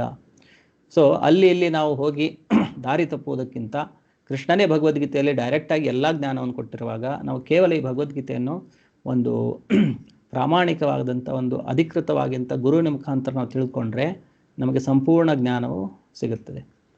ಸೊ ಕೃಷ್ಣನನ್ನು ದೇವೋತ್ತಮ ಪರಮಪುರುಷನೆಂದು ಸ್ವೀಕರಿಸಲಿಕ್ಕೆ ಅದು ಕೂಡ ಅಷ್ಟು ಸುಲಭವಾಗಿಲ್ಲ. ನಾವು ಹಿಂದಿನ ಜನ್ಮಗಳಲ್ಲಿ ವಿಶೇಷವಾಗಿ ತಪಸ್ಸು ಮತ್ತು ಯಜ್ಞಗಳನ್ನು ಮಾಡಿದ್ರಷ್ಟೇ ನಾವು ಕೃಷ್ಣನಿಗೆ ಶರಣಾಗಲಿಕ್ಕೆ ಸಾಧ್ಯವಾಗಿರುತ್ತೆ ಸಾಮಾನ್ಯವಾಗಿ. ಆದರೆ ನಾವು ಅದು ಮಾಡದೇ ಇದ್ದಿದ್ರೂ ಕೂಡ ಒಬ್ಬ ಪರಿಶುದ್ಧ ಭಕ್ತನ ಕೃಪೆಯಾದರೆ ಆವಾಗಲೂ ಕೂಡ ನಾವು ಕೃಷ್ಣನನ್ನು ತಿಳ್ಕೊಬೋದು. ಕೃಷ್ಣ ಭಗವದ್ಗೀತೆಯಲ್ಲಿ ಹೇಳಿರೋದು ಮತ್ತು ಎಲ್ಲ ಶಾಸ್ತ್ರಗಳು ಹೇಳೋದು ಕೂಡ ಒಬ್ಬ ಭಕ್ತನ ಮುಖಾಂತರ ಮಾತ್ರ ನಾವು ಕೃಷ್ಣನನ್ನು ಅರ್ಥಕೋಬೇಕು ಅಥವಾ ಅರ್ಥಕೋಬಹುದು. ಭಕ್ತ್ಯಾ ಮಾಂ ಅಭಿಜಾನಾತಿ, ಭಕ್ತಿಯಿಂದ ಮಾತ್ರ ಭಗವಂತನನ್ನು ಅರ್ಕೋಬಹುದು. ವೇದೇಶು ದುರ್ಲಭಂ ಅದುರ್ಲಭಂ ಆತ್ಮಭಕ್ತವು ಬ್ರಹ್ಮ ಸಂಹಿತೆಯಲ್ಲಿ ಕೂಡ ಹೇಳಿದ್ದಾರೆ. ವೇದವನ್ನು ಎಷ್ಟೇ ಓದಿದ್ರು ಕೂಡ ಸುಲಭವಾಗಿ ನಾವು ಭಗವಂತನನ್ನು ಕೃಷ್ಣನನ್ನು ಅರ್ಥ ಮಾಡ್ಕೊಳ್ಳಿಕ್ಕೆ ಸಾಧ್ಯವಿಲ್ಲ. ಅದಕ್ಕಾಗಿ ವೇದೇಶು ದುರ್ಲಭಂ, ಆದರೆ ಅದುರ್ಲಭ ತುಂಬ ಸುಲಭವಾಗಿ ಆತ್ಮಭಕ್ತವು ಕೃಷ್ಣನ ಭಕ್ತರಿಂದ ನಾವು ತುಂಬ ಸುಲಭವಾಗಿ ಕೃಷ್ಣನನ್ನು ಅರ್ಥ ಮಾಡ್ಕೋಬೋದು. ಮತ್ತು ಇದಕ್ಕೆ ಬಿಟ್ಟರೆ ಬೇರೆ ಯಾವುದೇ ದಾರಿ ಇಲ್ಲ. ಸೊ ಅದೃಷ್ಟದಿಂದಾಗಿ ನಾವು ಎಲ್ಲ ಶಿಲ ಪ್ರಭುಪಾದರ ಆಶ್ರಯದಲ್ಲಿ ಶಿಲ ಪ್ರಭುಪಾದರ ಮುಖಾಂತರ ನಾವು ಕೃಷ್ಣನನ್ನು ಸುಲಭವಾಗಿ ಅರ್ಥ ಮಾಡ್ಕೋಬೋದು. ಅದರ್ವೈಸ್ ಈ ಭಗವದ್ಗೀತೆಯನ್ನು ಎಷ್ಟೋ ವರ್ಷಗಳಿಂದ ಜನ ಓದ್ತಾ ಇದ್ದಾರೆ. ಎಷ್ಟೋ ಜನರು ಇದಕ್ಕೆ ತಾತ್ಪರ್ಯಗಳನ್ನು ಕಮೆಂಟ್ರಿಗಳನ್ನು ಬರೆದಿದ್ದಾರೆ. ಸೊ ಅಷ್ಟಾದರೂ ಕೂಡ ಅವರು ಒಬ್ಬ ವ್ಯಕ್ತಿಯನ್ನು ಕೂಡ ಭಗವಂತನ ಭಕ್ತನನ್ನಾಗಿ ಮಾಡಲಿಕ್ಕೆ ಆಗಲಿಲ್ಲ, ಕೃಷ್ಣನ ಭಕ್ತರನ್ನಾಗಿ ಮಾಡಲಿಕ್ಕೆ ಆಗಲಿಲ್ಲ. ಆದರೆ ಪ್ರಭುಪಾದರು ಯಾವಾಗ ಈ ಇಸ್ಕಾನ್ ಮೂಮೆಂಟನ್ನು ಪ್ರಾರಂಭಿಸಿದರು, ಭಗವದ್ಗೀತೆಗೆ ತಮ್ಮ ವ್ಯಾಖ್ಯಾನವನ್ನು ಕೊಟ್ಟರು ಮತ್ತು ಬೇರೆ ಭಾಗವತಂ ಬೇರೆ ಬೇರೆ ಪುಸ್ತಕಗಳನ್ನೆಲ್ಲ ಯಾವಾಗ ಅವರು ಜನರ ಮುಂದೆ ತಂದಿಟ್ಟರು, ಆವಾಗ ಎಷ್ಟೋ ಜನ, ಕೇವಲ ಭಾರತರಷ್ಟೇ ಅಲ್ಲ, ಭಾರತದವರೇ ಅಲ್ಲ, ಪಾಶ್ಚಾತ್ಯ ದೇಶದವರು ಕೂಡ, ಅವ್ರು ಎಂಥವ್ರು ಅಂತಂದರೆ ಅವರಿಗೆ ಡೈಲಿ ಇದೇನು ಪಾಪಕರ್ಮಗಳಿದೆ, ಮಾಂಸ ತಿನ್ನೋದು, ಸಾರಾಯಿ ಕುಡಿಯೋದು, ಸಿಗರೇಟ್ ಸೇದೋದು, ಅವೈಧ ಸಂಬಂಧಗಳನ್ನು ಇಟ್ಕೊಳ್ಳೋದು, ಇದೆಲ್ಲ ಅವರಿಗೆ ಡೈಲಿ ಕೆಲಸ. ಅಲ್ಲೆಲ್ಲ ಅವರಿಗೆ ನ್ಯಾಚುರಲ್ ಆಗಿ ಅನಿಸುತ್ತೆ, ಇದು ಪಾಪ ಅಂತೇಳಿ ಅನಿಸೋದೇ ಇಲ್ಲ. ಅಂಥವರನ್ನು ಕೂಡ ಅವರು ಇಂಥದ್ದೆಲ್ಲ ಪಾಪಕರ್ಮಗಳಿಂದ ಹೊರಗೆ ತೆಗೆದು ಒಂದು ಶುದ್ಧ ವೈಷ್ಣವರನ್ನಾಗಿ ಮಾಡಿದರು. ಸೊ ಅವರು ಪ್ರಭುಪಾದರು ತಮ್ಮ ಶಕ್ತಿಯಿಂದ, ತಮ್ಮ ಶುದ್ಧತೆ ಏನು ಶಕ್ತಿ ಇದೆ, ಶುದ್ಧ ಭಕ್ತರಾಗಿರುವಂಥ ಪ್ರಭುಪಾದರು ಅವರಿಂದ ತಮ್ಮ ಶಕ್ತಿಯಿಂದ ಅವರು ಇದೆಲ್ಲ ಈ ಬದ್ಧ ಆತ್ಮಗಳನ್ನು ಶುದ್ಧ ಮಾಡಿ ಅವರನ್ನೆಲ್ಲ ಕೃಷ್ಣನ ಭಕ್ತರನ್ನಾಗಿ ಮಾಡಿದರು. ಸೊ ಅವ್ರದ್ದೇ ಮೂಮೆಂಟು. ಈಗ ಅವರು ಈ ನಮ್ಮ ಸ್ಥೂಲ ಶರೀರದಲ್ಲಿ ಇಲ್ಲದೇ ಇದ್ದರೂ ಕೂಡ ವಾಣಿಯ ಮುಖಾಂತರ, ಅವರ ಶಬ್ದಗಳ ಮುಖಾಂತರ ಈಗಲೂ ಅವರು ಪ್ರೆಸೆಂಟ್ ಆಗಿದ್ದುಕೊಂಡು ಈಗಲೂ ಕೂಡ ಯಾರು ಅವ್ರ ಸಂಪರ್ಕದಲ್ಲಿ ಬರ್ತಾರೆ ಎಲ್ಲರೂ ಕೂಡ ಶುದ್ಧರಾಗ್ತಾರೆ, ಅವರು ಕೂಡ ಭಗವಂತನ ಶುದ್ಧ ಭಕ್ತರಾಗ್ತಾರೆ. ಸೊ ಆ ಅದೃಷ್ಟ ನಮಗಿದೆ, ಪ್ರಭುಪಾದರ ಮುಖಾಂತರ ನಾವು ಕೃಷ್ಣನನ್ನು ತಿಳಿದುಕೊಳ್ಳುವಂಥ ಅದೃಷ್ಟ ನಮಗಿದೆ. ಮುಂದಿನ ಶ್ಲೋಕ. ದೇಹಿ ನಿತ್ಯಂ ಅವಧ್ಯೋಯಂ ದೇಹೇ ಸರ್ವಸ್ಯ ಭಾರತ ತಸ್ಮಾತ್ ಸರ್ವಾಣಿ ಭೂತಾನಿ ನತ್ವಂ ಶೋಚಿತುಂ ಅರ್ಹಸಿ. ಇಲ್ಲಿ ಮತ್ತೆ ಹೇಳ್ತಾ ಇರೋದು ದೇಹಿ ನಿತ್ಯಂ. ಸೊ ದೇಹದ ಒಳಗಡೆ ಇರುವಂಥ ಏನು ಆತ್ಮ ಇದೆ, ದೇಹಿ ಇದ್ದಾನೆ, ಅವನು ನಿತ್ಯನಾಗಿದ್ದಾನೆ ಮತ್ತು ಅವಧ್ಯೋಯಂ, ಅವನಿಗೆ ವಧೆ ಮಾಡಲಿಕ್ಕೆ ಆಗುವುದಿಲ್ಲ. ದೇಹೇ ಸರ್ವಸ್ಯ ಭಾರತ, ಅವನು ಈ ಸರ್ವ ದೇಹ, ಎಲ್ಲ ದೇಹದಲ್ಲಿ, ಈ ದೇಹದಲ್ಲೆಲ್ಲ ಕೂಡ ಅವನು ವ್ಯಾಪಿಯಾಗಿದ್ದಾನೆ. ತಸ್ಮಾತ್ ಸರ್ವಾಣಿ ಭೂತಾನಿ ನತ್ವಂ ಶೋಚಿತುಂ ಅರ್ಹಸಿ. ಸೊ ಅದಕ್ಕಾಗಿ ಇದೆಲ್ಲ ಶರೀರದ ನಾಶಕ್ಕೆ ನೀನು ಶೋಚನೆಯನ್ನು ಪಡಬಾರದು. ಅನುವಾದ. ಭರತವಂಶನಾದ ಅರ್ಜುನನೇ, ಈ ದೇಹದಲ್ಲಿ ವಾಸಿಸುವವನನ್ನು ಎಂದೂ ಕೊಲ್ಲಲು ಸಾಧ್ಯವಿಲ್ಲ. ಆದುದರಿಂದ ನೀನು ಯಾವ ಜೀವಿಗಾಗಿಯೂ ದುಃಖಿಸುವ ಕಾರಣವಿಲ್ಲ. ಭಾವಾರ್ಥ. ಅವಿಕಾರಿಯಾದ ಆತ್ಮವನ್ನು ಕುರಿತ ಬೋಧನೆಯ ಅಧ್ಯಾಯವನ್ನು ಭಗವಂತನು ಈಗ ಮುಕ್ತಾಯಗೊಳಿಸುತ್ತಿದ್ದಾನೆ. ನಿತ್ಯವಾದ ಆತ್ಮವನ್ನು ಹಲವು ವಿಧಗಳಲ್ಲಿ ವರ್ಣಿಸಿ ಶ್ರೀಕೃಷ್ಣನು ಆತ್ಮಕ್ಕೆ ಸಾವಿಲ್ಲ ಮತ್ತು ದೇಹವು ಅಶಾಶ್ವತ ಎನ್ನುವುದನ್ನು ತೋರಿಸಿಕೊಡುತ್ತಾನೆ. ಆದುದರಿಂದ ಕ್ಷತ್ರಿಯನಾದ ಅರ್ಜುನನು ತನ್ನ ತಾತ ಮತ್ತು ಗುರುಗಳು ಭೀಷ್ಮ ಮತ್ತು ದ್ರೋಣರು ಸಾಯುತ್ತಾರೆ ಎಂಬ ಭಯದಿಂದ ಕರ್ತವ್ಯಚ್ಯುತನಾಗಬಾರದು. ಶ್ರೀಕೃಷ್ಣನ ಅಧಿಕಾರವಾಣಿಯಿಂದ ನಾವು ಕಲಿಯಬೇಕಾದದ್ದು ಆತ್ಮೇ ಇಲ್ಲ ಎನ್ನುವುದಲ್ಲ. ಐಹಿಕ ಬೆಳವಣಿಗೆಯ ಒಂದು ನಿರ್ದಿಷ್ಟ ಘಟ್ಟದಲ್ಲಿ ರಾಸಾಯನಿಕ ವಸ್ತುಗಳ ಪರಸ್ಪರ ಕ್ರಿಯೆಯಿಂದ ಜೀವದ ಲಕ್ಷಣಗಳು ಸೃಷ್ಟಿಯಾಗುತ್ತವೆ ಎಂದೂ ಅಲ್ಲ. ಆದರೆ ಐಹಿಕ ದೇಹದಿಂದ ಭಿನ್ನವಾದ ಆತ್ಮವಿದೆ ಎಂದು ನಂಬಬೇಕು. ಆತ್ಮವು ನಿತ್ಯವಾದುದು ಎಂದ ಮಾತ್ರಕ್ಕೆ ಹಿಂಸೆಗೆ ಪ್ರೋತ್ಸಾಹವಿದೆ ಎಂದಲ್ಲ. ಯುದ್ಧ ಕಾಲದಲ್ಲಿ ವಾಸ್ತವವಾಗಿ ಅದರ ಅಗತ್ಯವಿದ್ದಾಗ ಹಿಂಸೆಯ ಉತ್ಸಾಹವನ್ನು ಅದು ಕುಗ್ಗಿಸುವುದಿಲ್ಲ. ಆದರೆ ಈ ಅಗತ್ಯವನ್ನು ಭಗವಂತನ ಸಮ್ಮತಿಗೆ ಅನುಗುಣವಾಗಿ ನಿರ್ಧರಿಸಬೇಕಲ್ಲದೆ ಮನಸ್ಸು ಬಂದಂತಲ್ಲ. ಸೊ ಈ ಶ್ಲೋಕದವರೆಗೆ ಆತ್ಮದ ವರ್ಣನೆಯನ್ನು ಮಾಡಿ ಮುಂದಿನ ಶ್ಲೋಕದಲ್ಲಿ ಕೃಷ್ಣ ಬೇರೆ ಸಬ್ಜೆಕ್ಟಿಗೆ ಮೂವ್ ಆಗ್ತಾ ಇರೋದು. ಸೊ ಇದರ ಭಾವಾರ್ಥದಲ್ಲಿ ಪ್ರಭುಪಾದರು ಇಲ್ಲಿವರೆಗೆ ನಾವು ಏನೇನು ನೋಡಿದ್ದೇವೆ ಅದನ್ನು ಒಂದು ಸಾರಾಂಶದ ರೂಪದಲ್ಲಿ ಇಲ್ಲಿ ಹೇಳಿದ್ದಾರೆ. ಸೊ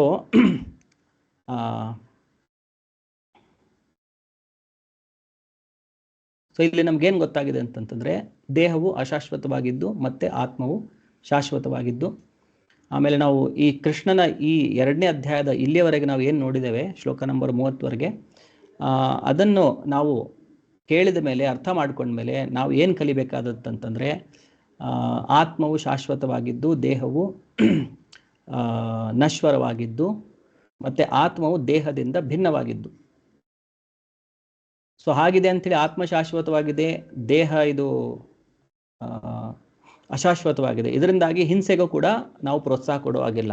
ಸೊ ಯಾವುದೇ ಪ್ರಾಣಿ ಆಗಲಿ ಅಥವಾ ಯಾವುದೇ ಮನುಷ್ಯರಾಗಲಿ ಕೂಡ ನಾವು ಕೊಲ್ಲುವಂಥ ಅಧಿಕಾರ ನಮಗೆ ಇರುವುದಿಲ್ಲ. ಆದರೆ ಯುದ್ಧದ ಸಮಯದಲ್ಲಿ ಹಿಂಸೆಯನ್ನು ಮಾಡಲೇಬೇಕಾಗುತ್ತದೆ. ಆ ಧರ್ಮ ಯುದ್ಧದಲ್ಲಿ ಮಾತ್ರ ಹಿಂಸೆಗೆ ಅವಕಾಶ ಇದೆ. ಅದು ಬಿಟ್ಟರೆ ಯಾರು ಅದನ್ನು ಮಾಡಲಿಕ್ಕೆ ಅಧಿಕೃತರಾಗಿದ್ದಾರೆ ಅವರಷ್ಟೇ ಹಿಂಸೆಯನ್ನು ಬಳಸ್ಬೋದು. ಈಗ ಡಾಕ್ಟರ್ ಕೂಡ ಚಾಕು ಚೂರಿ ಅದನ್ನೆಲ್ಲ ಬಳಸ್ತಾರೆ ಆಪರೇಷನ್ ಮಾಡಲಿಕ್ಕೆ. ಸೊ ಅವರಿಗೆ ಅದರ ಅಧಿಕಾರ ಇದೆ. ಅದನ್ನು ಮಾಡ್ತಾ ಇರೋದವರು ಒಬ್ಬ ವ್ಯಕ್ತಿಯನ್ನು ಕ್ಯೂರ್ ಮಾಡಲಿಕ್ಕೆ, ಆ ರೋಗದಿಂದ ಅವನನ್ನು ವಾಸಿ ಮಾಡಲಿಕ್ಕೆ. ಅದೇ ಥರ ಈ ಯುದ್ಧ ಕಾಲದಲ್ಲಿ ಕೂಡ, ಒಂದು ಧಾರ್ಮಿಕ ಯುದ್ಧದ ಸಮಯದಲ್ಲಿ ಆ ಯಾರು ಪಾಪಗಳನ್ನು ಮಾಡಿರ್ತಾರೆ ಅಂಥ ವ್ಯಕ್ತಿಗಳನ್ನು ಕೊಲ್ಲುವ ಮುಖಾಂತರ ಅವರು ಆ ಪಾಪದಿಂದ ಮುಕ್ತರಾಗಿ ಮತ್ತೆ ಅವರು ಒಂದು ಹೊಸ ಜೀವನದಲ್ಲಿ ಅದೆಲ್ಲ ಆಲ್ರೆಡಿ ಮೃತ್ಯುವಿನ ಮುಖಾಂತರ ಎಲ್ಲ ಕಷ್ಟವನ್ನು ಅವರು ಅನುಭವಿಸಿರ್ತಾರೆ. ಸೊ ಅವರು ಪಾಪದಿಂದ ಅವರು ಮುಕ್ತರಾಗಿಬಿಡ್ತಾರೆ, ಮತ್ತೆ ಒಂದು ಹೊಸ ಜೀವನವನ್ನು ಪ್ರಾರಂಭಿಸ್ತಾರೆ. ಸೊ ಅದಕ್ಕೆ ಅಧಿಕೃತ ಸನ್ನಿವೇಶಗಳಲ್ಲಿ ಯಾರು ಅಧಿಕೃತ ವ್ಯಕ್ತಿಗಳಿರ್ತಾರೆ ಅಂಥವ್ರು ಮಾತ್ರ ಹಿಂಸೆಯನ್ನು ಬಳಸ್ಬೋದು. ಆಮೇಲೆ ಪ್ರಾಣಿ ವಧೆಯನ್ನು ಕೂಡ ಇದು ಪ್ರೋತ್ಸಾಹಿಸುವುದಿಲ್ಲ. ಆತ್ಮ ಶಾಶ್ವತವಾಗಿದೆ, ಸೊ ನಾನು ಪ್ರಾಣಿಯನ್ನು ಕೊಂದು ತಿಂತೇನೆ, ಅದರಲ್ಲಿ ಏನಿದೆ, ಆತ್ಮಕ್ಕೆ ಏನೂ ಆಗಲ್ಲ, ನಾನು ಕೇವಲ ಅದು ಶರೀರನ ತಿಂತೇನೆ, ಅದನ್ನು ಕೂಡ ಇಲ್ಲಿ ಪ್ರೋತ್ಸಾಹಿಸೋದಿಲ್ಲ. ಯಾವುದೇ ರೀತಿಯ ಪ್ರಾಣಿ ವಧೆ ನಮಗೆ ಮಾಡಲಿಕ್ಕೆ ಅಧಿಕಾರ ಇಲ್ಲ, ಯಾಕಂದರೆ ನಾವು ಆ ಪ್ರಾಣಿಗೆ ಜೀವ ಕೊಡಲಿಕ್ಕೆ ನಮ್ಮಿಂದ ಆಗೋದಿಲ್ಲ. ಸೊ ಹಾಗಿದ್ದಾಗ ಅದರ ಜೀವನ ತೆಗೀಲಿಕ್ಕೂ ನಮಗೆ ಅವಕಾಶ ಇಲ್ಲ, ನಮಗೆ ಅದರ ಹಕ್ಕಿಲ್ಲ. ಸೊ ಎಲ್ಲಿ ಹಿಂಸೆ ಮಾಡಬೇಕನ್ನೋದು ನಾವು ಧರ್ಮಶಾಸ್ತ್ರಗಳ ಮುಖಾಂತರ ಭಗವಂತನ ಸಮ್ಮತಿಗೆ ಅನುಗುಣವಾಗಿ ಮಾತ್ರ ನಾವು ಈ ಹಿಂಸೆಯನ್ನು ಬಳಸಬಹುದು. ಸೊ ಇಲ್ಲಿಗೆ 30 ಶ್ಲೋಕಗಳನ್ನು 2ನೇ ಅಧ್ಯಾಯ ನಾವು ನೋಡಿದ್ವಿ. 2ನೇ ಅಧ್ಯಾಯ ಸ್ವಲ್ಪ ದೊಡ್ಡದಾಗಿದೆ, ಆಲ್ಮೋಸ್ಟ್ 72 ಶ್ಲೋಕಗಳಿದೆ ಅಲ್ಲಿ. ಆದರೆ ಈ 2ನೇ ಅಧ್ಯಾಯವನ್ನು ಇಡೀ ಭಗವದ್ಗೀತೆಯ ಒಂದು ಸಿನಾಪ್ಸಿಸ್ ಅಂತೇಳಿ, ಒಂದು ಸಮ್ರಿಯ ರೂಪದಲ್ಲಿ, ಒಂದು ಸಾರದ ರೂಪದಲ್ಲಿ 2ನೇ ಅಧ್ಯಾಯದಲ್ಲೇ ನಮಗೆ ಆಲ್ಮೋಸ್ಟ್ ಎಲ್ಲ ಭಗವದ್ಗೀತೆಯ ಬಗ್ಗೆ ಗೊತ್ತಾಗ್ಬಿಡುತ್ತೆ. ಮುಂದೆ ಇನ್ನೂ ವಿವರವಾಗಿ ಬೇರೆ ಬೇರೆ ಅಧ್ಯಾಯಗಳಲ್ಲಿ ಬೇರೆ ಬೇರೆ ವಿಷಯಗಳನ್ನು ಕೃಷ್ಣ ಅಲ್ಲಿ ಹೇಳಿರೋದಿದೆ. ಸೊ ಇವತ್ತಿನ ಕ್ಲಾಸನ್ನು ನಾವು ಇಲ್ಲಿಗೆ ಸಮಾಪ್ತಗೊಳಿಸುವ. ಏನಾದರೂ ಪ್ರಶ್ನೆಗಳಿದ್ರೆ ಈಗ ಪ್ರಶ್ನೋತ್ತರನ ನಾವು ಡಿಸ್ಕಸ್ ಮಾಡ್ಬೋದು.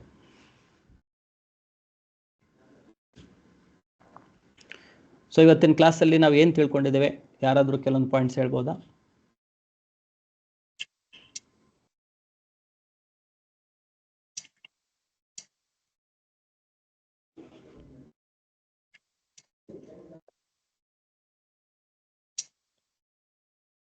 ಅನ್ಮ್ಯೂಟ್ ಮಾಡಿಕೊಂಡು ಹೇಳ್ಬೋದು. ಯಾರಾದರೂ ಏನು ಪ್ರಶ್ನೆ ಕೇಳೋದಿದ್ರು ಕೇಳ್ಬೋದು. ದೇಹ ಅನ್ನೋದು, ಹರೇ ಕೃಷ್ಣ ಪ್ರಭುಜಿ, ಎಸ್ ಮ್ಯಾಮ್. ದೇಹ ಅನ್ನೋದು ಅಶಾಶ್ವತ, ಆತ್ಮ ನಿತ್ಯವಾಗಿರುತ್ತೆ, ಅದಕ್ಕೆ ಯಾವತ್ತೂ ಸಾವಿಲ್ಲ. ಎಸ್.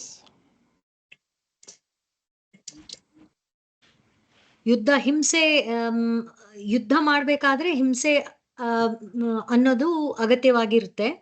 ಅದರ್ವೈಸ್ ಹಿಂಸೆಯನ್ನ ಮಾಡ್ಲಿಕ್ಕೆ ಸಾಧ್ಯ ಮಾಡಕೂಡ್ದು ಆಕ್ಚುಲಿ. ಆದ್ರಿಂದ ಪ್ರಾಣಿಯನ್ನ ನಾವು ಪ್ರಾಣಿ ಪಕ್ಷಿಗಳನ್ನ ನಾವು ಜೀವಂತವಾಗಿ ಮತ್ತೆ ಅದಕ್ಕೆ ಜೀವದಾನ ಮಾಡಕ್ಕೆ ನಮಗೆ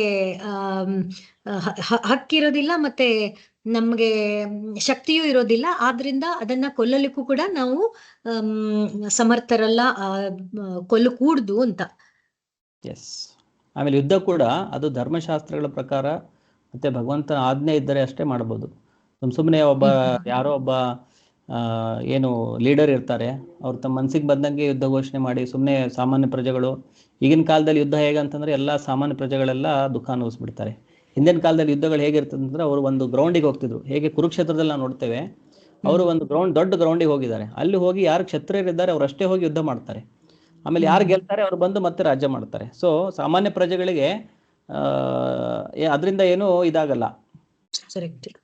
ಸೊ ಈಗಿನ ಯುದ್ಧಗಳು ಹೇಗಿದೆ ಅಂತಂದ್ರೆ ಎಲ್ಲ ನಾಗರಿಕರ ಮೇಲೆ ಎಲ್ಲ ದಾಳಿಗಳನ್ನು ಮಾಡ್ತಾರೆ. ಆ ಬಾಂಬ್ ಒಂದು ಹಾಕ್ಬಿಟ್ರೆ, ಆ ಹಿರೋಶಿಮಾ ನಾಗಸಾಕಿಯಲ್ಲಿ ಹಾಕಿದ್ರು ಪರಮಾಣು ಬಾಂಬ್. ಹಾ, ಇವಾಗ ಹಮ್ಮಸ್ಸು ಯುಕ್ರೇನು ಅಲ್ಲೆಲ್ಲ ಹಾಗೇನೆ ನಡೀತಾ ಇದೆಲ್ಲ. Yes, the entire country is suffering. Ya, true ಪ್ರಭುಜಿ.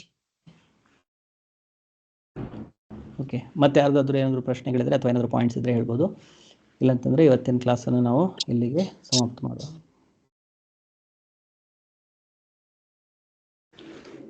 Srila Prabhupada ಕಿ ಜೈ. ಜೈ. ಧನ್ಯವಾದ ಪ್ರಭುಜಿ. ಹರೇ ಕೃಷ್ಣ. ಕ್ಲಾಸ್ಗೆ ಜಾಯ್ನ್ ಧನ್ಯವಾದಗಳು. ಹರೇ ಕೃಷ್ಣ. ಧನ್ಯವಾದ ಪ್ರಭುಜಿ. ಹರೇ ಕೃಷ್ಣ. ಹರೇ ಕೃಷ್ಣ.